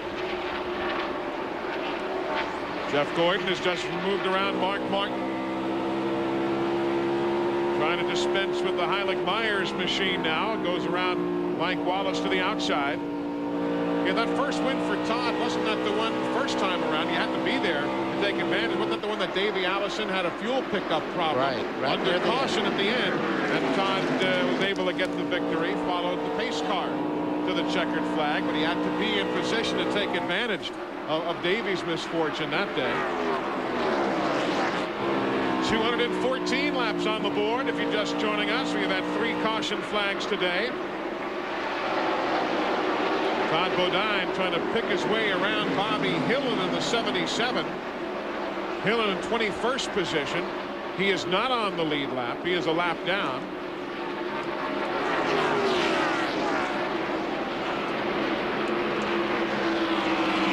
All the while, Dale Earnhardt still showing the way. Earnhardt led for a lap at 191, then reassumed the lead at 193, and has led since. We're now at 215. Good scramble right there. That's for second spot. And the lapped car of John Andretti still in the picture. Well, he's running good. He just got by Ernie Irvan, who's running third right at the moment. I'll tell you, that's a strong run by John Andretti. I bet he wished he hadn't got lapped right at the first. Didn't have the truth. Still got a long ways to go to get that lap back, too. Dale Jarrett was closing in. There's Terry Labonte. Oh, and Jeff Burton making an unscheduled pit stop now. He has dropped all the way back from the top 8 or 9, now all the way back to 18th position. So he's had to come down the pit lane. Looked like the crewmen had just taken some debris off the front of that automobile. I was just looking as he come in, the front of the car looked like it had been damaged or had a lot of paper on the nose of it, but that's all they did was clean the grill when it came in. Yeah, the damage was the sheet metal damage, of course, was from earlier, but this time it looked as though they just pulled some debris, some papers, or maybe some of that tape. Maybe the car was overheating. Tough break, though, because any kind of stop here, you end up losing a lap or a couple, and he is now 2 laps down. Jeff Burton is in the Exide Batteries entry. You know, normally a little debris wouldn't be as bad for these cars, but remember what they're doing is because they're fighting such a tight condition, they're running as much tape as possible to get additional downforce on the car. So a little bit of tape, paper on the front of it blocks off the air and it overheats. Dale Earnhardt, the leader. He and Bill Elliott are the only 2 active drivers to have won more than one Miller 500. Bill Elliott's not here today, but Earnhardt is the leader. 224 laps on the board. That is the front grille of Mark Martin's Valvoline Ford. Glenn Jarrett's down there. So's Jack Roush. What's the story? Well, you know, I was trying to catch up with Mark. He went away from the car, but he's a little dejected, not going to talk right now. I thought that the problem might be that the car had overheated, but as soon as they raised the hood on the car, they went right to the distributor area. Jack Roush is under the car now. I'm going to see if maybe I can get a word with Jack to find out exactly what happened to the car. Jack, do we know where the problem is yet? The distributor's not turning. It's either sheared a gear, broken a camshaft, or broken a timing chain. We're about to take the distributor out. We'll have a better idea in a minute. Okay, we'll let Jack get back to work, but thank you for taking time to talk to us. You heard it straight from the man. Meanwhile, that is 7th and 8th place on the racetrack right now, while we watch Ernie Irvan and Dale Jarrett battle for 3rd and 4th. Running order is Earnhardt, Terry Labonte, then Irvan and Jarrett, followed by Bobby Labonte, Todd Bodine, Jimmy Spencer, Jeff Gordon, Kenny Schrader, and Ricky Rudd. That's your top 10 right now. Wow, I was just watching Dale Jarrett as he come up out of that corner. He looked like he was 10 miles an hour faster than the 28 of Ernie Irvan. He really got a nice run up out of the corner. Team cars, Ernie just gave way and let him go by. Of course, we're not even to halfway here at the Monster Mile, so no need to necessarily force the issue. There again, 7th and 8th spot. We're watching Jimmy Spencer in the 23, Jeff Gordon, the 24. Just joining us, Jeff Gordon led for a good part of the day, then made an extra pit stop near the end of a caution period at lap 196, and that's what he's still doing here, working his way to the front. You noticed Gordon for a long time was passing cars, maybe one car or every lap or so. And now that he's getting further up in the field, 6th, 7th, 8th place, they're not going to be quite as easy to pick off. And especially that number 23 car, we know Jimmy Spencer is not an easy person to pass himself. And now Jimmy's running really good right now, too. So it'll become a little more harder now as Gordon gets up with more competitive cars. Plus, he's run so hard to get himself back in good track position. And he probably got a lot of right front buildup as far as air pressure. And the car is actually pushing a little more than it was when the tires were fresh. If you're not comfortable, you're not going to force the issue. If the car's tight, if it's loose, what have you. But right there, Jeff Gordon says time to go. Spencer gave him a little extra half lane there on the low side. Well, that's where Jeff's been really good all day long, is his car right in the middle is turning where it needs to, so he can get into the throttle earlier than everyone else, harder than everybody else. Lap 231, Jeff Gordon making his move closer to the front. 1 3/10 seconds is Dale Earnhardt's advantage right now. edge over Terry Labonte. We'll show you exactly what that translates to visually as far as the interval between the front two cars. There's Dale Earnhardt. There's Terry Labonte in the 5. That's 1 3/10 seconds from first back to second. And there's the spread coming out of turn number 4. Jeff Bodine gives way. Jeff showing 17 laps down after his accident of earlier. Morgan Shepherd's on pit road, lap 233. As Butch Mock Motorsports takes care of their Remington Arms machine. Eli, you can see Earnhardt's car just then. He has that car just on the borderline of being loose. I watched the back end just dance just a little bit as he started in the corner. But as they go along and the tires wear, of course, we know everybody's having a pushing condition. So he's adjusted that car where it'll really get around the corner. See how low he can run there? Working well. Here's a look from overhead.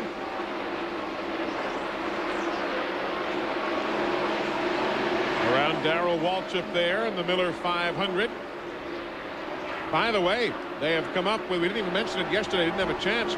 They have now added a brand new garage area here in turns 3 and 4 for the NASCAR Busch Series. Busch Series teams used to basically pit and have a garage area on the pit lane all weekend long. But Melvin Joseph, Dennis McGlynn, all the management folks here at Dover Downs have built a new garage area for the NASCAR Busch Series. That was, I know, well and much appreciated. How good has Dale Earnhardt been? 6 consecutive top 5 finishes this year. That's consecutive. And 9 top 5s in 11 races this season. It's consistency. That's incredible. That's what wins championships. Yeah, exactly.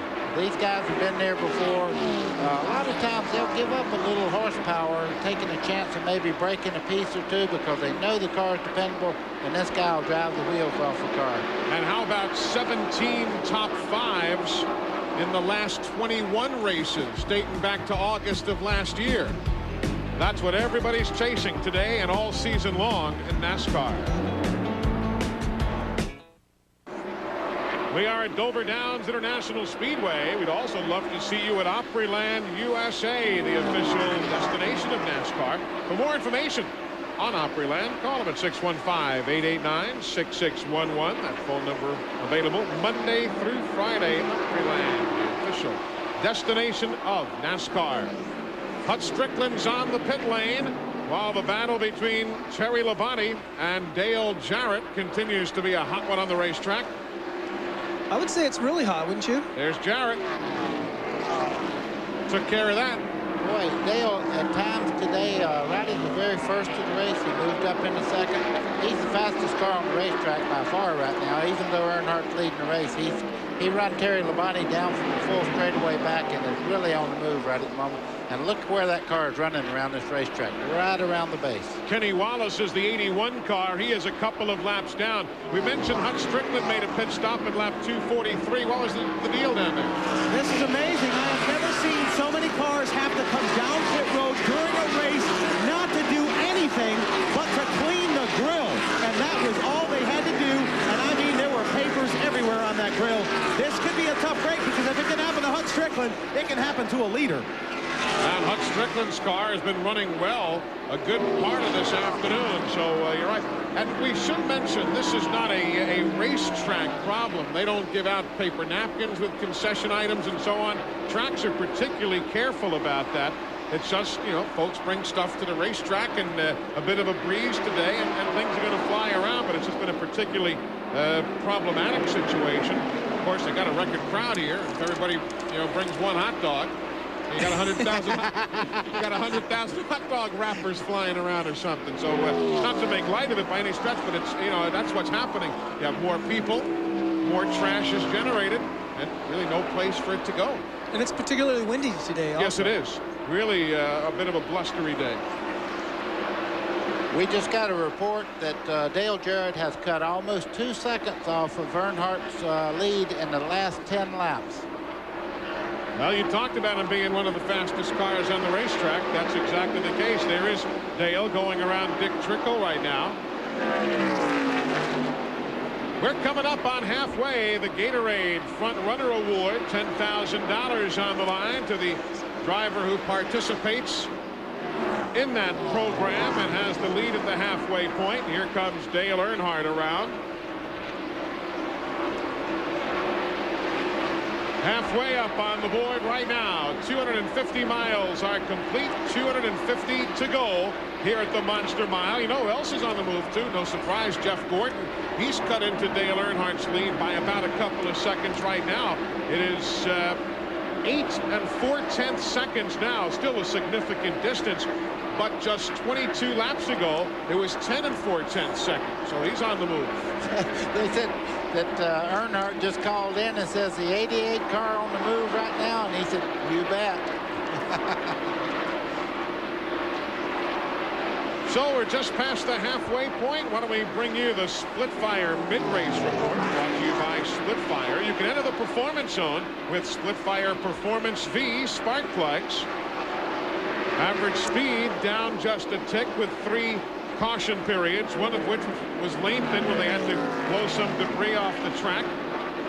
Grissom and Marlin officially out of the event. Rick Mast, his car being worked on in the garage. Mark Martin with engine failure is likely done for the day. And there you see those who have led laps this afternoon. I'm Eli Gold, Chad Little, Buddy Baker joining me up here in the booth. Glenn Jarrett and Randy Pemberton down on the pit lane and in the garage area, bringing you all the action of the Miller 500 here in Dover. You know, this reminds me right here with Dale, catching up with Dale, is that what happened last week at Charlotte when the 88 team got everything together.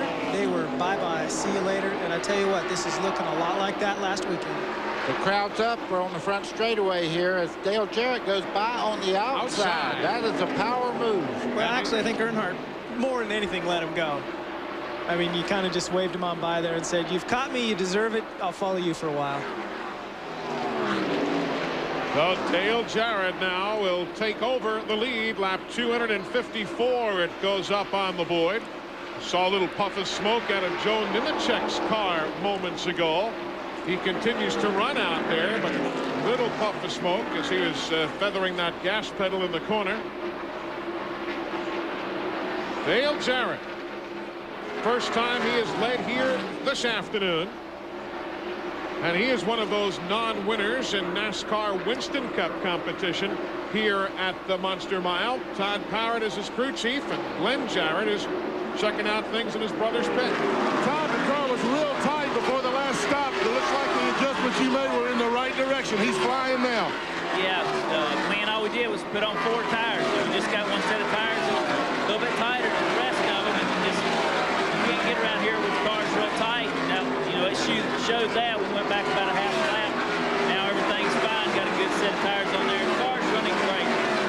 How much longer can you go till you have to pit now if it goes under green? We'll go about 20 more laps. We got the pit. Okay, that's the report I'm also getting from Ernie Irvan and from Terry Labonte. In 20 to 25 more laps, we'll see green flag stop. Lap 257 right now. Jeremy Mayfield in the 98. He and Brett Bodine in the 11 running for position, 17th and 18th. They are not on the lead lap, but they are battling for position. So's Ted Musgrave in the Family Channel machine.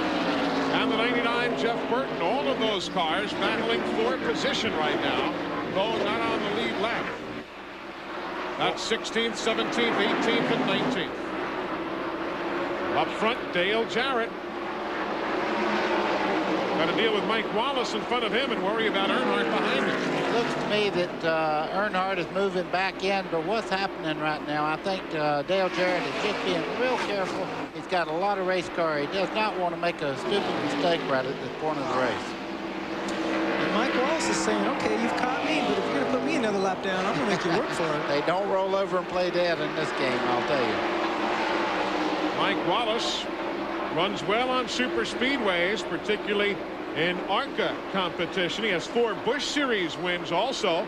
Mike Wallace does, but now the Heilig Myers Ford will drift wide. Whoa, easy, boy. Not much room there. What a great shot from the aerial view. 95, Gary Bradbury from Chelsea, Alabama, taking over the Earl and Czech Sadler car, the Shoney's machine from Chuck Bound. 261 laps on the board. Dale Jarrett is the leader. Dale Earnhardt is second. And Terry Labonte, Ernie Irvan, and Jeff Gordon as the fans of all ages look on. Dale Jarrett still leading here at the Monster Mile. If you want to be on top of all the NASCAR doings, you can race into the all-new and official store of NASCAR. Why not visit NASCAR Thunder? It's at the Gwinnett Place Mall in Atlanta, Georgia. NASCAR Thunder, the official store of NASCAR. Anything you want to do with the sport, they've got it for you at NASCAR Thunder. Pit stops for some of the teams. Ted Musgrave has been in. He pitted moments ago at lap 266. You realize that prior to today, Dale Jarrett had only led 3 laps in Winston Cup racing at Dover in 18 races.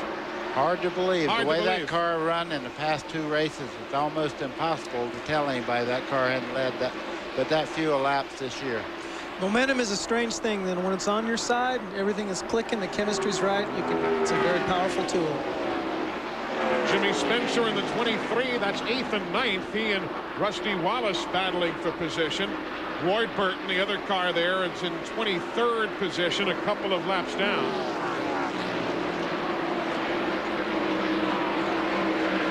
From Berwick, Pennsylvania, Jimmy likes coming up this stretch of the schedule here today. Then in 2 weeks here on TNN up to Pocono, Pennsylvania, not far from his home in the Keystone State.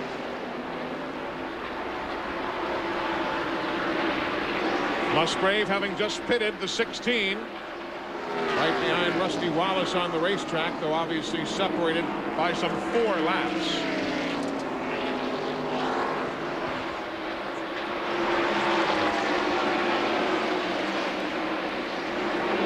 New tires. That's how Musgrave motors right by Rusty Wallace there. Wow.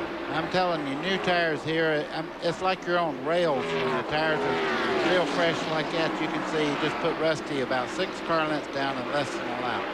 The speeds, it's amazing in general.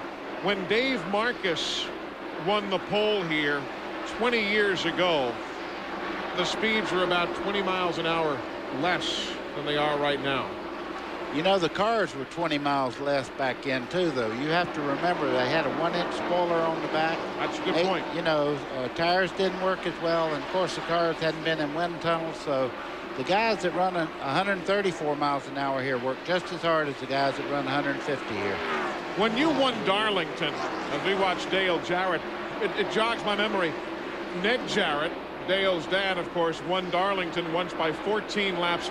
How many laps did you win Darlington by when you won the race there, buddy? The reason I bring it up is because this track, too, David Pearson once won here by 7 laps over Cecil Gordon, and I'm just trying to sit here thinking about some of those wide margins of victory. Oh, yeah, but you don't see that in today's racing, but I won by 7 laps in Darlington, and it was because the car was so dominant. When you really got dialed in, you're kind of like Jeff Gordon. He is working his way up through the field as we speak. He's running the leaders down by over a half lap now, and he's in the same straightaway with the lead cars. There is Jeff, while at lap number 273, where we are right now, Jimmy Spencer is on pit road for service. The Travis Carter-led crew going to work on that Smokin' Joe's machine. Now here comes Dale Jarrett. Dale Jarrett comes off turn number 4's banking, and he'll make a pit stop at lap 274. Slowly, almost painstakingly slowly, he has to get to the far end of the pit road. Glenn Jarrett's waiting for him. Well, and I don't like having to wait this long on my brother, but here he is finally. These guys have chosen a great pit stop right in front of victory lane. There's a break where the cars come into victory lane. That way the tire carrier for the rear tire does not have to cross the wall. He simply goes right around it at the break. Right sides are on. They're going to go to the left now. They won't make any chassis adjustments. As Todd told them, they were happy with the thing. The tires are fine.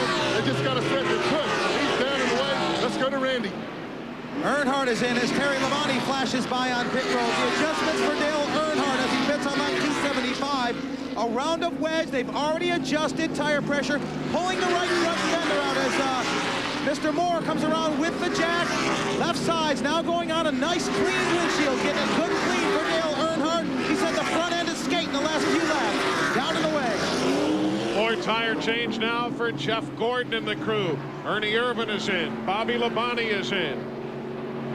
Michael Waltrip will make a pit stop. So does Gary Bradbury. All of this at lap 276. Chassis adjustment there.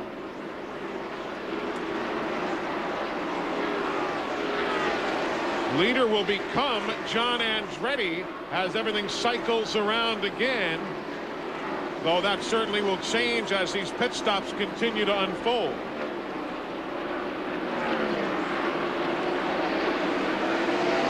Here comes Kyle Petty. He'll get service on the pit lane. Here comes John Andretti, so things will swap around again. All of these stops under green. Andretti is into the attention of Tim Brewer and the crew.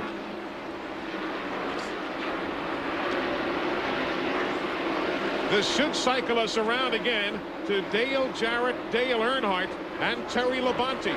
That will be the running order as Andretti makes his stop now. So at lap 277, everything cycles back around again. Dale Jarrett reassumes the lead after that pit stop by Andretti, with Earnhardt and Terry Labonte being shown as the next couple in line. Let's get an update on that Jeff Gordon pit stop from Glenn Jarrett. Well, Eli, I'm on the way down to talk to Ray Evernham. I don't think they made any adjustments other than tire pressure. Jeff was complaining on the radio the tire was still real tight, much too tight to his liking.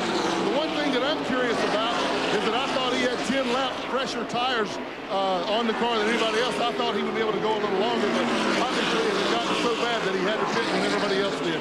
We'll check with Ray and get back to him. All right, he did have a 10-lap pad. You were right when everybody else pitted at 186 and Gordon came in at 196. We continue under green at lap 279 at Dover. Hope you're doing what a lot of your NASCAR friends and neighbors are doing right now. They're checking out NASCAR online during the running of the Miller 500 or before and after any NASCAR Winston Cup or Busch race. You see the computer address, www.nascar.com. Kind of like a 24-hour NASCAR garage pass.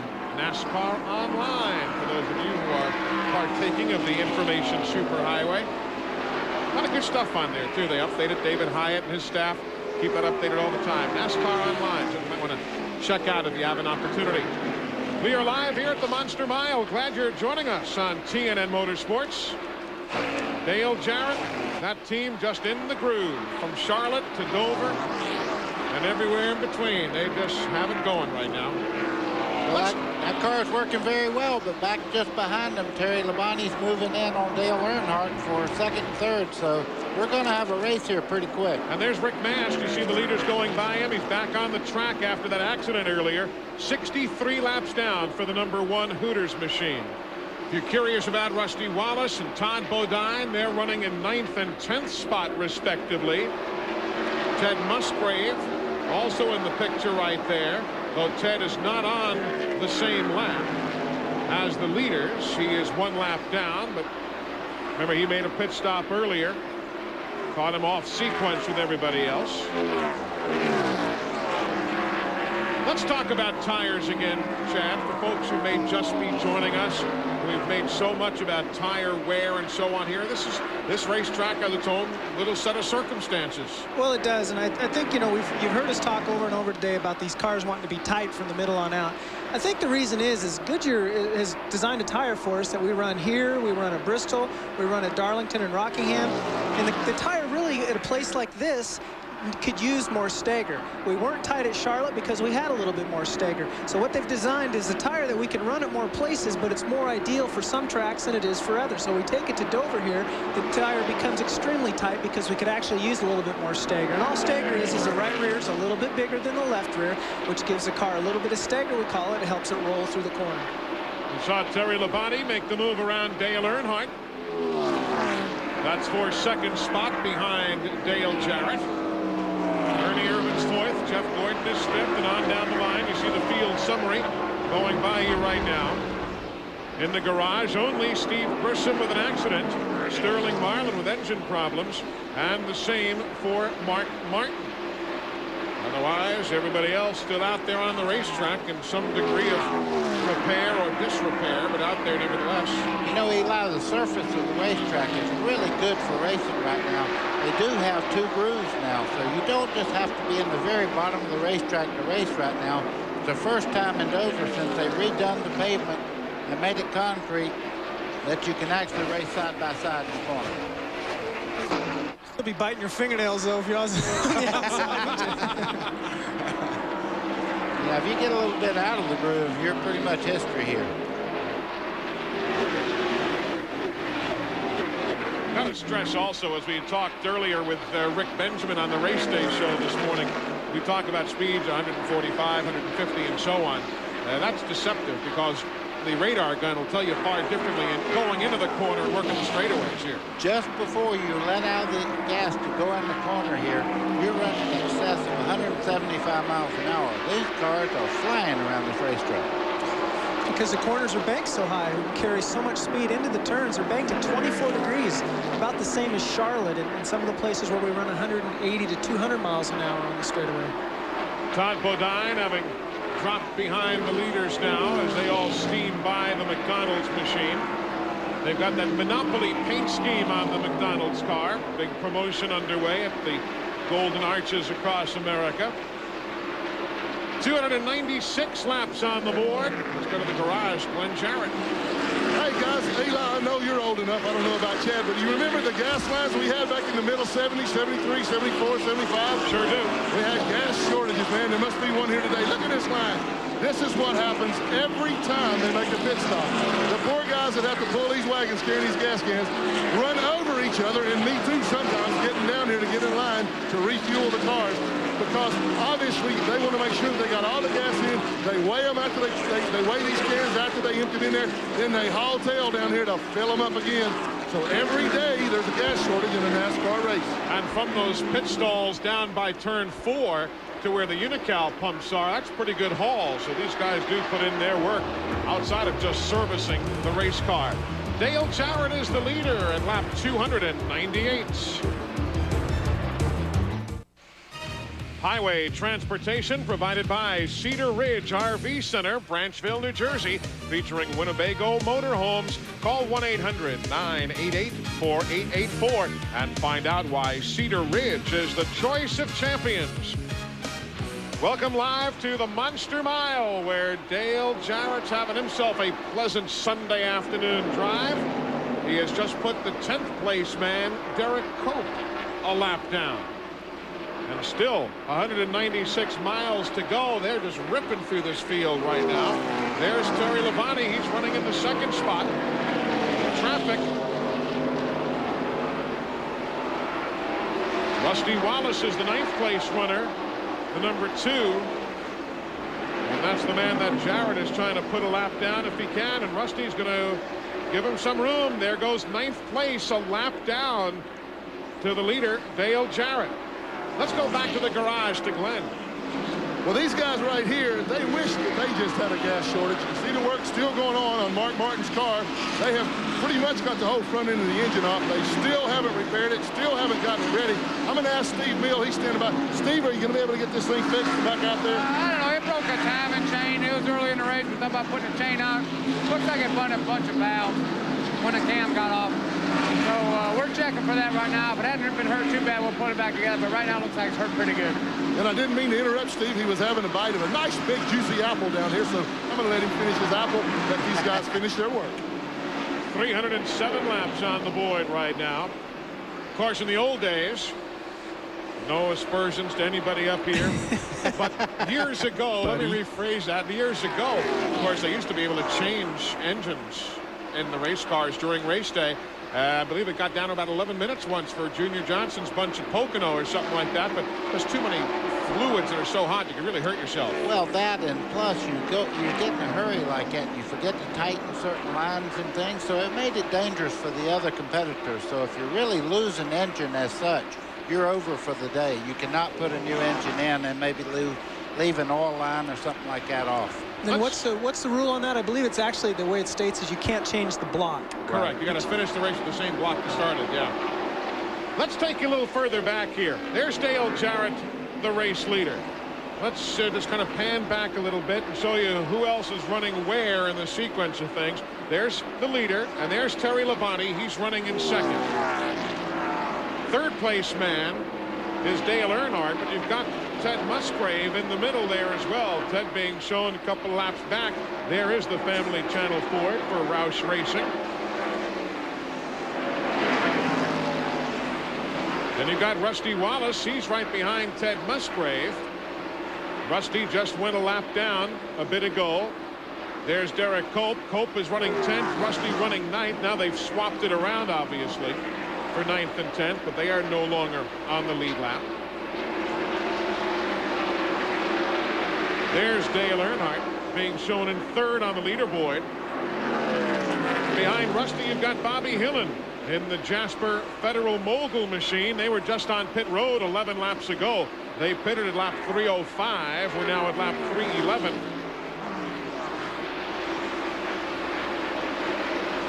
Remember that day at Talladega? Bobby Hillin got the win. You might have been there.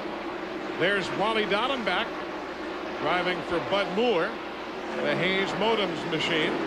We'll take a look at some others who are still out there running, but Glenn's got an update again from the garage area. Yeah, before I could even get out, Morgan Shepherd brought the number 75 Remington Arms Ford in. Morgan, what happened, buddy? Well, this is the worst car I've ever driven.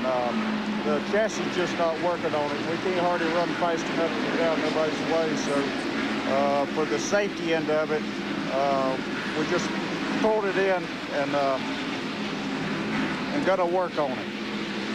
Okay, this team has really struggled this year. In fact, they have just had disastrous results over the last month and a half, and you can tell the dejection in Morgan Shepherd's voice.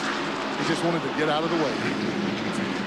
So Morgan Shepherd brings into the garage area. Continuing our look at who's out there and running where. That is Kenny Wallace, the Philmar Racing entry, being shown in 22nd spot right now. Kenny is 3 laps down to the race leader.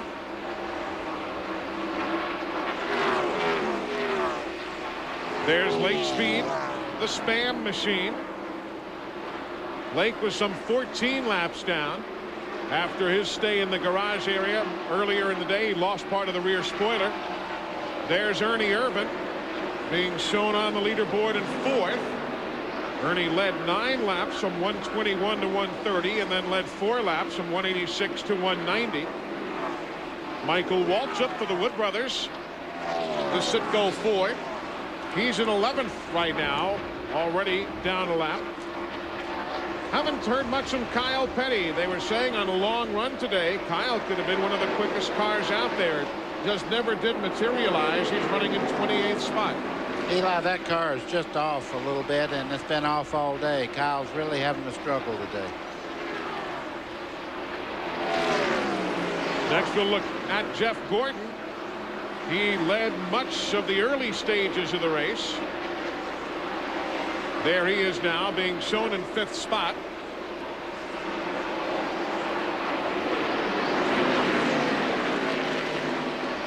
Jeff Gordon has led 106 laps today. There's Mike Wallace and Jeremy Mayfield together, the Heilig Myers Ford and the RCA Ford. 15 years ago, Junie Donlevy, who owns the 90, went to victory lane with Jody Ridley. And of course, Cale Yarborough's driver, Jeremy Mayfield. Also running, there's the McDonald's Ford. Todd Bodine, he's dropped off the lead lap. He is 12th now, a lap down. Only 5 Winston Cup starts at this racetrack for Todd. There's a guy who runs well here, Ricky Rudd. Not talked that much about Ricky today. 13th position, a couple of laps down. He's one of those who's been to victory lane on a consistent basis. Ricky Rudd has. There's Ward Burton. the MBNA Pontiac for Bill Davis Racing. Ward's had an up and down kind of day, being shown in 23rd position now. He's some 4 laps down. There's Bobby Labonte. Bobby's on the leaderboard in 6th. Looking for his first ever Dover Downs win in a NASCAR Winston Cup car. And there's Ricky Craven. Ricky has had himself a tough month of May, but begins the month of June in encouraging fashion. Up front, Dale Jarrett still showing the way. Works around Jeff Bodine and others at lap 321 of 500. Hello there. They're coming right back. Commercial transportation for this telecast has been provided by Ryder, the official transportation company for Opryland. Welcome back to the Monster Mile, where Dale Jarrett continues to show the way here on the Miller 500. Terry Labonte trying to close in. You see the interval. There's Dale and Terry. It is getting a bit shorter here at lap 327. We have been green basically now since that Rick Mast spin way back at lap 193. So about 125, 128 miles, give or take 1 or 2. We have been green, and you know that's going to be tough for these guys. It really is. I mean, it looks easy when you're watching on television, when you're sitting here and watching it. But it's a lot of work in those cars. It's hot out. You know, like we talked about how rough the track is. You have to muscle these cars around. And a lot of these drivers right now are not only hoping for a caution for another set of tires and a small chassis adjustment, but they need a break. And on a caution, that's a driver's chance to relax a little bit. There's very little time to take your mind off of what's going on the racetrack. You have a couple seconds on each straightaway, and then it's back to work in the corner. Every once in a while, you wouldn't mind a good competition yellow, I'll tell you. That certainly has been a positive in the NASCAR Craftsman Truck Series. If you're not familiar with what Buddy's speaking of, the competition yellows that are used at certain tracks to keep cost containment in line, so you don't have to bring in the big-time, high-paid pit crew members. Right now, pit stops for some. Wally Dallenbach's been in. Todd Bodine is in, and Bill Elliott's machine. We continue under green. We are live at the Monster Mile.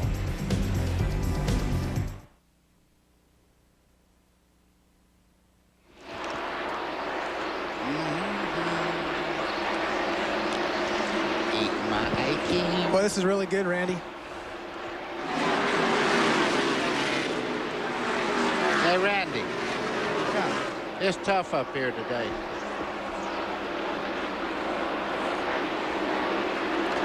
Oh. Well, Dale Jarrett's still leading down the front straightaway. He heads into turn 1.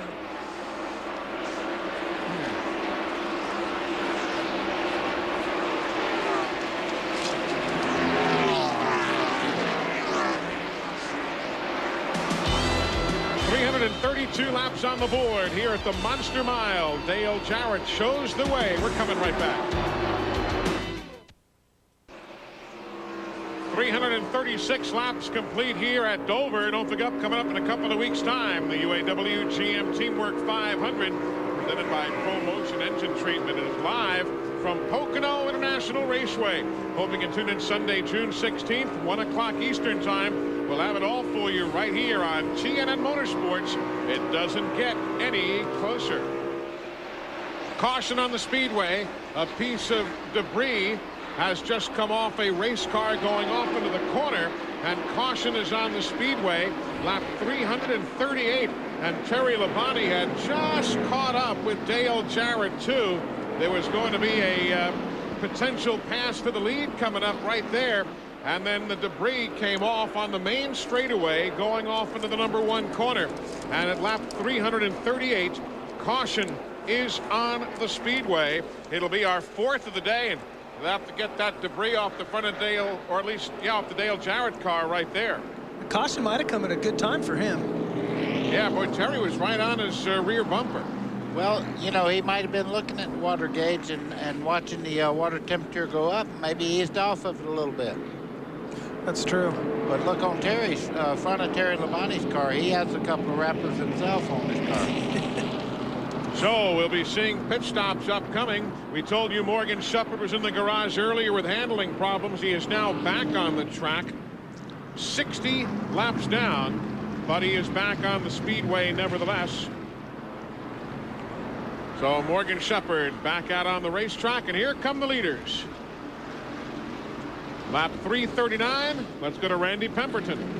Dale Earnhardt is in. Dale Jarrett is in. Terry Labonte gets to his pit. It's going to be 4 tires for everybody. For Dale Jarrett, no chassis adjustments, just the 4 tires. Dale said, please get me 2 bottles of drinking water. Glenn Jarrett. Well, Terry Labonte is in right now. He had a piece of debris on the grill. They're cleaning that off. Gary DeHart crew chief said no chassis adjustments that he thought of. They were content with the way the car was running. They were just basically riding behind Jarrett. We also got a report. Terry Labonte's down in the way. We also got a report that Dale Jarrett wanted that other protective boot that we showed you yesterday. He's got a couple of hot feet. That's something that is now available to these teams from Simpson Safety Protection. They have a basic heat-resistant boot that can either cover both the full foot or just the heel area. And Chad's already nodding his head, especially in the Busch Series where the heat is even more intense than it is in Winston Cup. Well, it gets about 30 to 40 degrees hotter inside the race car than it is outside. It's even warmer than that the lower you get towards the floorboard of the race car. So down by the feet there, you're looking at about 60 degrees hotter than it is outside. That's pretty warm on your feet. So we are under caution here at Dover Downs. Remember earlier today, Buddy Baker and I had a chance to chat with the fans. Why don't we go back to this morning and check in on another conversation? Pam? Good morning. How are you, gentlemen? Good. First of all, I'd like to know how to get a cushy TNN job. A cushy TNN job? That would be your department, Yeah, my buddy. department. How do you get the cushy job? Well, you have to have first off, you have to have a real Yankee accent to get a job at TNN, okay? Okay.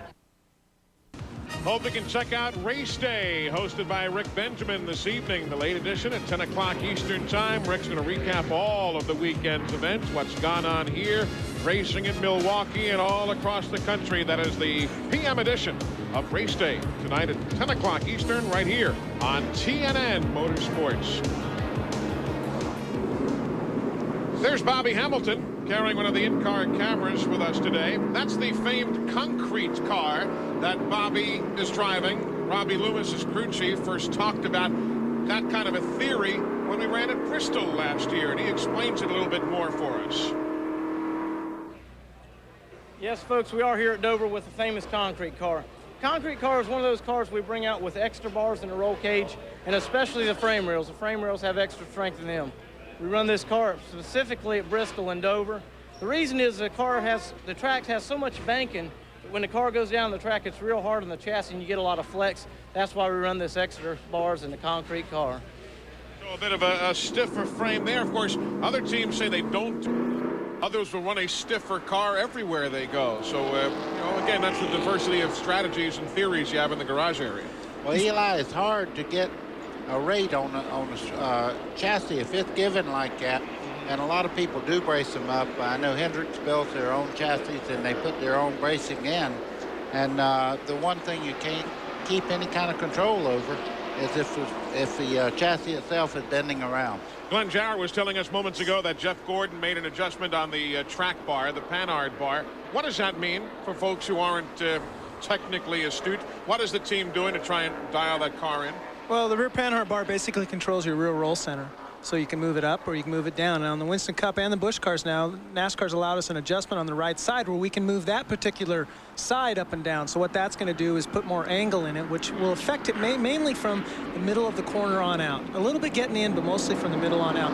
I would guess if they're tight, which most of them we've seen today have been, they raise the right side up, putting more angle in it. Interesting. Lap 343 on the board. We're riding with Elmo Langley right now in the Pontiac safety car. Pontiac has been pacing NASCAR excitement now for some 22 years. And we're getting set to go back to green here at the Monster Mile.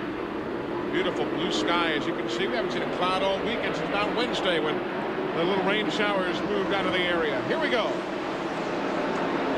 See Derek Cope there in the 12 car. He's trying to get a lap back right now, and looks like he's going to get it. He is back on the tail end of the lead lap. So is Kenny Schrader in the Budweiser machine.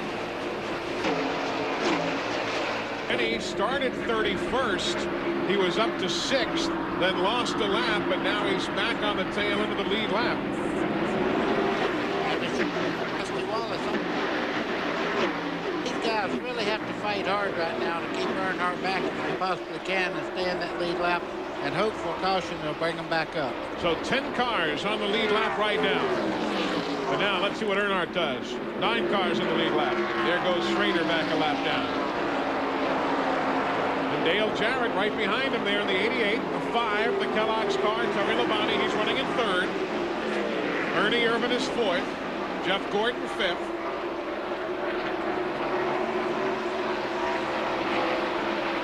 You're going to slap me when I say it, but the restarts have been good today. They really have. I've been real impressed. Everybody's kind of watched each other and really hadn't been knocking and pushing around on each other like they normally do. As soon as you say it, somebody goes into the wall. That's why you hesitate. But like you were saying before, Chad, the guys are showing a lot of good respect, a lot of give and take out there. Well, again, we talked about it earlier. There's a little bit. Here goes Earnhardt trying to get Rusty a lap down again. There's a little difference in restarts in Busch. Down Busch, the fast cars start on the inside, and it's opposite in Winston Cup. I think at a track like this, just observing today, that it's kind of better this way because it allows the guys on the inside a chance to get their lap back, a little more controlled, where on the outside there's not as much banging around in the wrecks on restarts. It's a controversial thing, and it's hard to say. 3:48 on the board, 152 miles in the conclusion. Derek Cope still on the tail end of the lead lap. The Badcock Furniture's folks coming on board as the new sponsor for Bobby Allison Motorsports.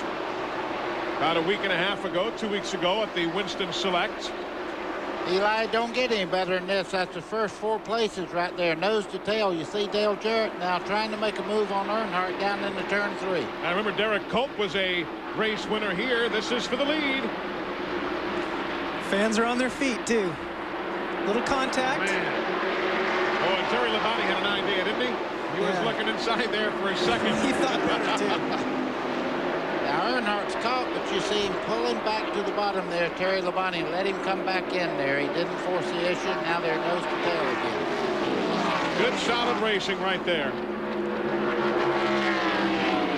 So Dale Jarrett, who yielded the lead to Earnhardt at lap 339, gets it back at 351, but Dale's not satisfied. That's Earnhardt who grabbed the lead right back, and here comes Terry Labonte. He's got 2nd. Eli, I tell you the honest truth right now, Dale Jarrett got caught on the outside there, and he couldn't get himself back on the inside, but he did rough up the 3 just a little bit. He didn't mean to do it, but when you do that to Earnhardt, he's going to fight back hard. Then you've got the 2 Robert Yates cars. The 88 for Dale Jarrett, the 28 for Ernie Irvan. Well, he wiggled just a bit coming off the corner that time. It's going to open the inside for Gordon. Meanwhile, the leaders go by Derek Cope. Jeff Gordon did make the pass on Ernie Irvan. We told you Ernie's car wiggled a bit out of turn 2. And that was the only opening Gordon was waiting for. We had a report that Dale Jarrett just called into his pit crew and said, I'm a little bit loose right now. I think it'll come back to us later on, though. The longer the runs, the better the car has been for Dale Jarrett here today. There's Kenny Schrader. He's in 10th spot right now in the 25. We check back up front. A lot of good battles on the racetrack right now. If Dale is a little loose right now, you can probably bet in about 15 or 20 laps we'll see what happened last time, and that is Dale coming right through the pack and to the front again, because what will happen is those tires will wear out, he'll tighten up a little bit, and away he'll go. Well, Dale Jarrett all day long has had that race car that about the first 10 laps he kind of drops back, and then about 15 laps into the run he really starts running the lead cars back down and been able to pass them and go on. If you're a Dick Trickle fan, he started in the front row. He's 6 laps down now, running in 27th spot, but he's still out there. We're at lap 355 as you look at the folks in audio, bringing you the sounds of today's race. Today's exclusive coverage of the Miller 500 on TNN is brought to you by the more than 1,300 AutoZone stores across America. AutoZone, the best parts in auto parts. And by tangy Heinz 57 steak sauce. Let's eat. We are looking from high above the Monster Mile, where, as you can see, the pace is slowed. The Duralube aerial camera shows you the aftermath of the caution flag out for the 5th time, and it's caught Dale Jarrett in its midst. Gary Bradbury seemed to have a problem, and Dale Jarrett was right there and spun his race car. Now we'll have to see how extensive that right side damage is, the right rear, and we'll go down to the pit. Here he comes, Randy. Well, they're waiting for his arrival. As you know, these guys can't tell how bad the damage is. They're stomping their feet down here. They don't like it. It doesn't look too awfully bad at this particular time from my vantage point. The right front is probably towed in, though. That is going to be a problem because they're going to have to fix the toe in. Right side of the car goes up. They're going to go ahead and probably work on the problem, pulling out all the sheet metal. Wow, what a tough break. Said he got into some oil, no question about it. So they're going to work on the damage, probably come back in possibly and change the left side tires as the other leaders pit. Glenn. Terry Labonte has brought the Kellogg Chevrolet in. Of course, they're all going to take advantage of this opportunity here to change tires. They will at any time. Again, there will be no chassis adjustments. They were very, very happy. In fact, you may mention, guys, that he has already started to pull in on Earnhardt. His car seems to come to him after about 10 or 15 laps. Left side are on. He's down and away right behind Earnhardt. So Terry Labonte hangs on to second. So caution, as apparently the oil from Gary Bradbury's machine catching Dale Jarrett coming off that turn 2 area. The racetrack narrows up, and we're under caution now, working in for the 5th time today. ESAB is the official supplier of welding and cutting products for Petty Enterprises. Race fans, call 1-800-HAYNES-2U for blank Haynes BPTs, only $4.99. 1-800-HAYNES-2U. Call them now. Welcome back. That is the scene down in Dale Jarrett's pit area. The hood, as you can clearly see, never should be in that position, and they have already lost a couple of laps after the problems that he had on the back straightaway. You'll take a look at what happened with Gary Bradbury's engine and then the Dale Jarrett aftermath. There's Bradbury low. And Jarrett goes around. Eli just got the right sides in that oil, and around the car came off the corner. And it's so tough because what were there, 2 or 3 guys had already gone by before Dale got there, but they were not in the same tire tracks. No matter what anybody tells you, racing is a game of inches. If he'd have been 2 inches higher, he'd have probably missed the oil. And Glenn, your brother had led 83 laps today. That's a heartbreaker. Yes, it is, Eli. He's got a bent right front tie rod in. You can see the tie rod in that they're working on here. What that does is that connects the spindle to the drag link that connects the left side steering to the right side, so it all works at one time.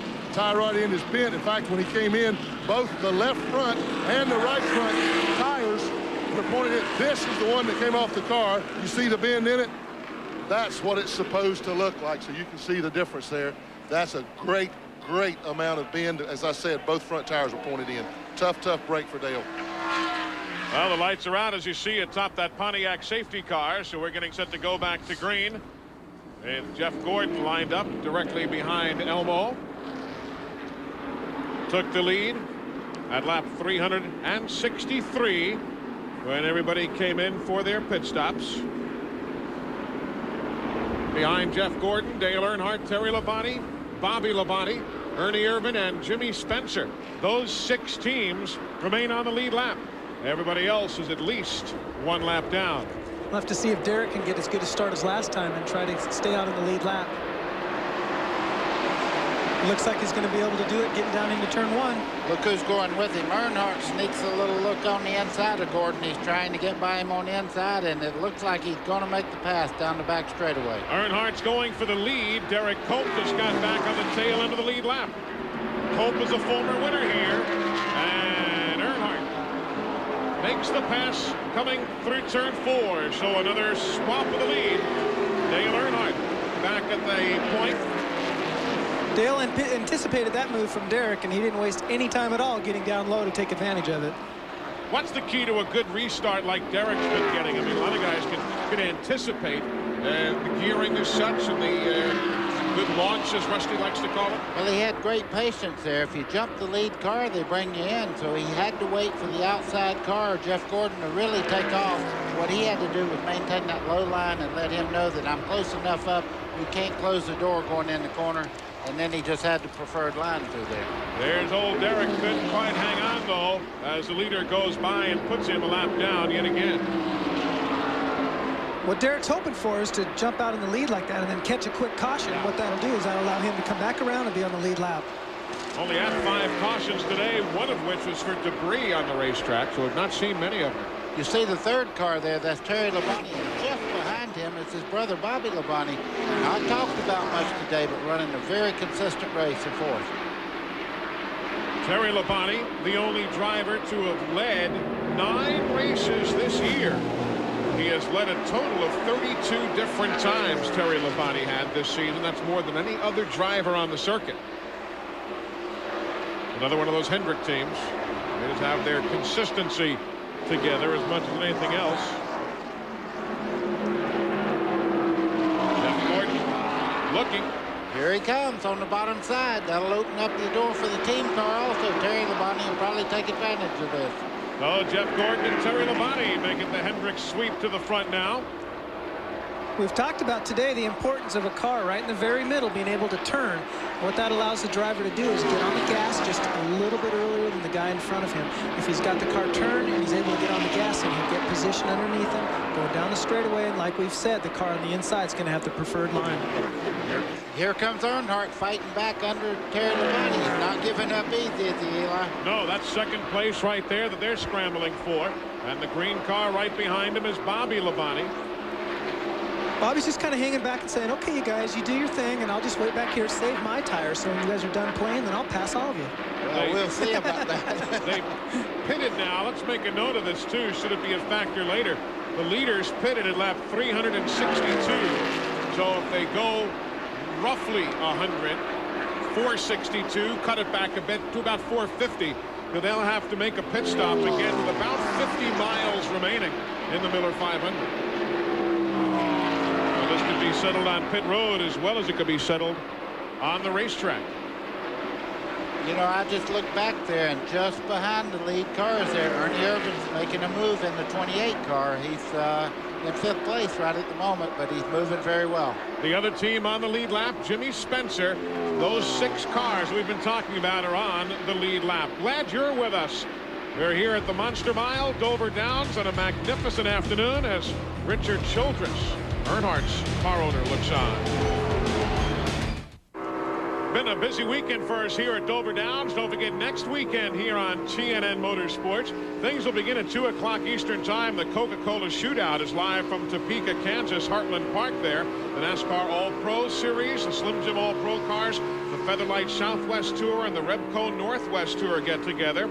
Then the Winston Motorsports 300 from South Boston. Mike Joy is going to be there with Buddy, and maybe they'll see Chad Little get to victory lane there again. And then 1 week from today, NASCAR's Craftsman Truck Series live from Topeka, Kansas, 2 o'clock Eastern Time, right here on TNN Motorsports. Well, there's Dale Earnhardt now running in 3rd spot. If you want to see how Terry Labonte got around him moments ago, why don't we go back about 25 and 30 seconds ago and show you how that pass took place. Again, Terry got a really good run. You know, I've seen Earnhardt do this 3 or 4 times today. He is not going to push that car and tear that right front tire up.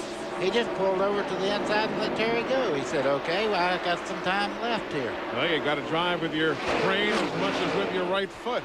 That's the sportsmanship that we've been talking about today. There you've got Ernie Irvin, the 28, Ricky Rudd in the 10, Rusty Wallace in the 2. Ernie's on the lead lap in 4th. Rudd is 8th. Wallace is 9th. Oh, the 10 and 2 cars are a lap down. No, else having a fine run today. Jeff Burton, he's a lap down. Young man from South Boston, Virginia. He's running in 7th spot. Haven't talked that much about him, but he is certainly having a good run, though again, for him, regrettably, not on the lead lap. This is for position right there. Rusty Wallace gets around Ricky Rudd. But they'll swap 8th and 9th around right now. Eli, you see Rusty there. If you've ever listened to him on the radio and just listened to him talk to Robin Pemberton, they actually set that car up as they make a run, a 100-lap run. They'll talk about that chassis at least 8 or 10 times and try to make that car better all through the race. And even though he's a lap down, don't count him out. If he hits that magic formula, he could be a factor before this day's over. Could well be. We got time. 116 laps, 116 miles yet to go here at Dover. It looked like he was sporting a pie plate there in the middle of the front grill there. Looks like it, doesn't it? Wow. I tell you what, that's been a problem today. There's been a lot of paper on the racetrack. And it is a paper plate. Yeah, that's exactly what it is. There goes Ernie, a bit high on the banking. Not for position this pass, but Rusty will take anything it can get. Ernie's on the lead lap, and Rusty Wallace is a lap down, remember. Tell you something, if he can get around the leader and catch the caution, he'll be a handful before the day's done.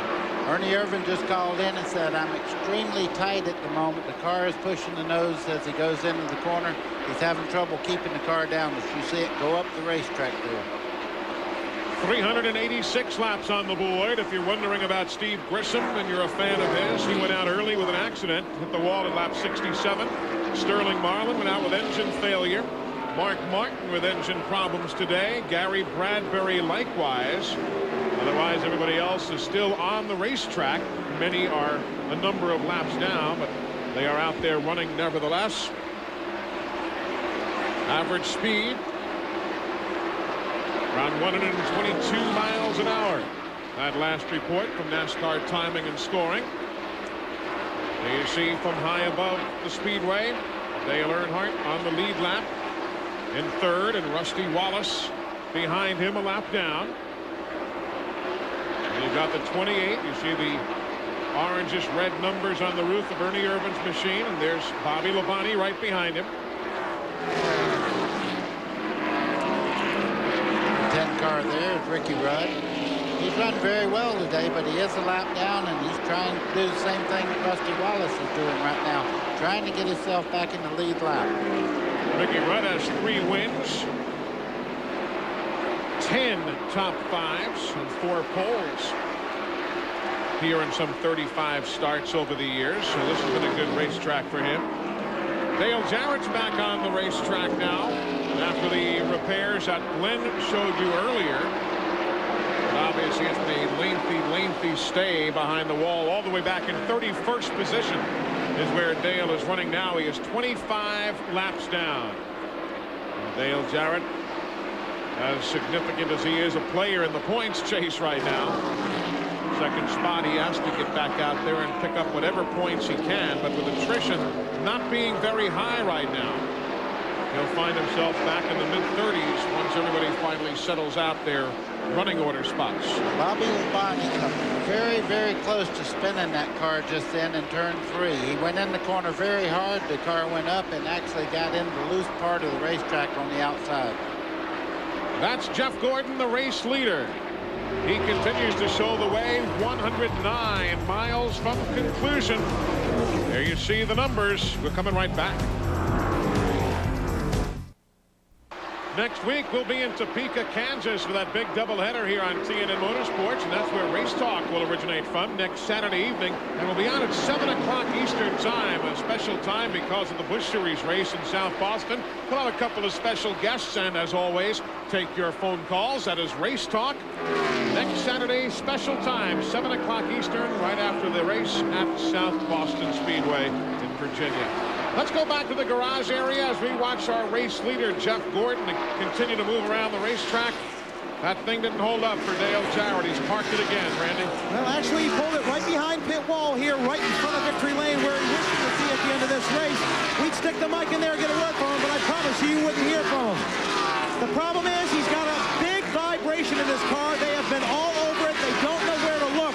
The one thing that they're possibly speculating right now is the drive shaft might be a little askew in the car. So they believe that the vibration could be coming from the drive shaft, but they're just not sure. He cannot drive it. That's There's a heartbreak now as he is all the way back to 33rd position and continuing the backslide even more as we are now at 400 laps, 100 laps remaining, and that man is in the catbird seat. Let's go to the Jeff Gordon pit. Well, Ray Evernham told me, Eli, that, we reported a few laps ago that they had made a track bar adjustment. Ray said it simply did not work on that last caution flag when Dale Jarrett wrecked. But he put the car back exactly like it was when they started the race, and boy, is it the Jeff's lightning right now. Also, we saw Earnhardt slide back to third. He is reporting that his car just a little bit loose. I'm going to tell you what, when Earnhardt says one is a little loose, it's big time loose to somebody else. Good observation right there. When they say loose, that means turn right to go left to hold the back end right on the car. That's what it means. And when Earnhardt complains, he's right. That is a big problem. I always like the definition of when the car is tight, your nose hits the wall first. If it's loose, the back end hits the wall first. Or as Neil Bonnet used to say, if it's pushing, you see the wreck. Yeah, it's classic Neil Bonnet right there. That's Ernie Irvan. He is running in 5th spot, battling with Jimmy Spencer for 6th. There you see Jimmy in that purple and gold car there. Kenny Schrader in the Budweiser machine, and that wasn't the lap Spencer was looking for right there. Schrader is running in 10th. He is a lap down. There's the Napa update. Gives you a good look at how your favorite is running right now. Had a lot of green flag racing. You might have lost track of who is where. So we'll give you a good look back. Lap 404 on the board right now. Jimmy Spencer, we've talked about him before. His first ever Winston Cup start came here June 1989. Ernie Irvan, we look at him looking for his first Winston Cup win here. Buddy Baker, there's a story going around that first race for Jimmy Spencer, of course, it was in your Pontiac that you owned back there in 1989. There's a story going around that you called him, he didn't think it was really you. He hung up on you, and then you finally have to call back. Maybe stretching it a bit, but it's a good story. Jimmy Spencer's like a lot of race car drivers. They never let the truth stand in the way of a good story. He did not hang up on me. Now I can hear Miss Spencer now going.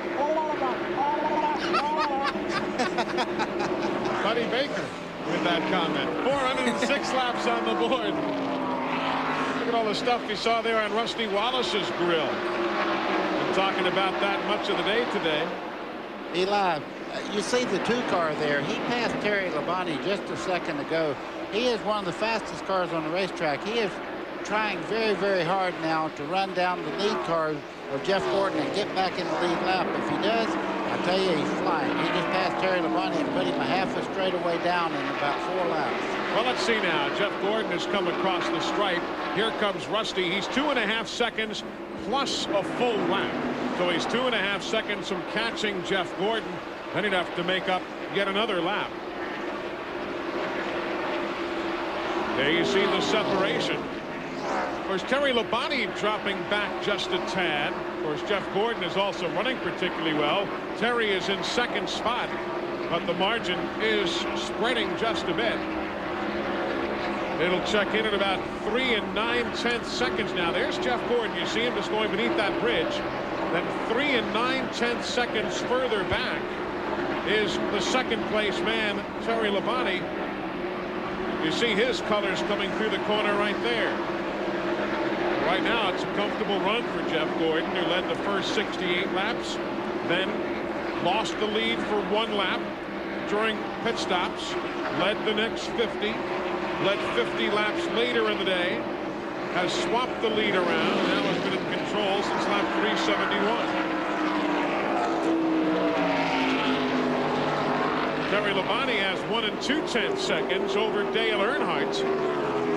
That's the spread from 2nd to 3rd. Jeff Gordon has led 149 laps today. So who's your favorite? Is it Jeff Gordon? Is it Dale Earnhardt? We were talking with the fans earlier today, remember? And we asked the fans outside the Speedway, who's going to win? Earnhardt or Gordon or somebody else? All right, let's start arguing now. Who's the better driver, Gordon or Earnhardt? Go ahead. Earnhardt! Yeah. Gordon!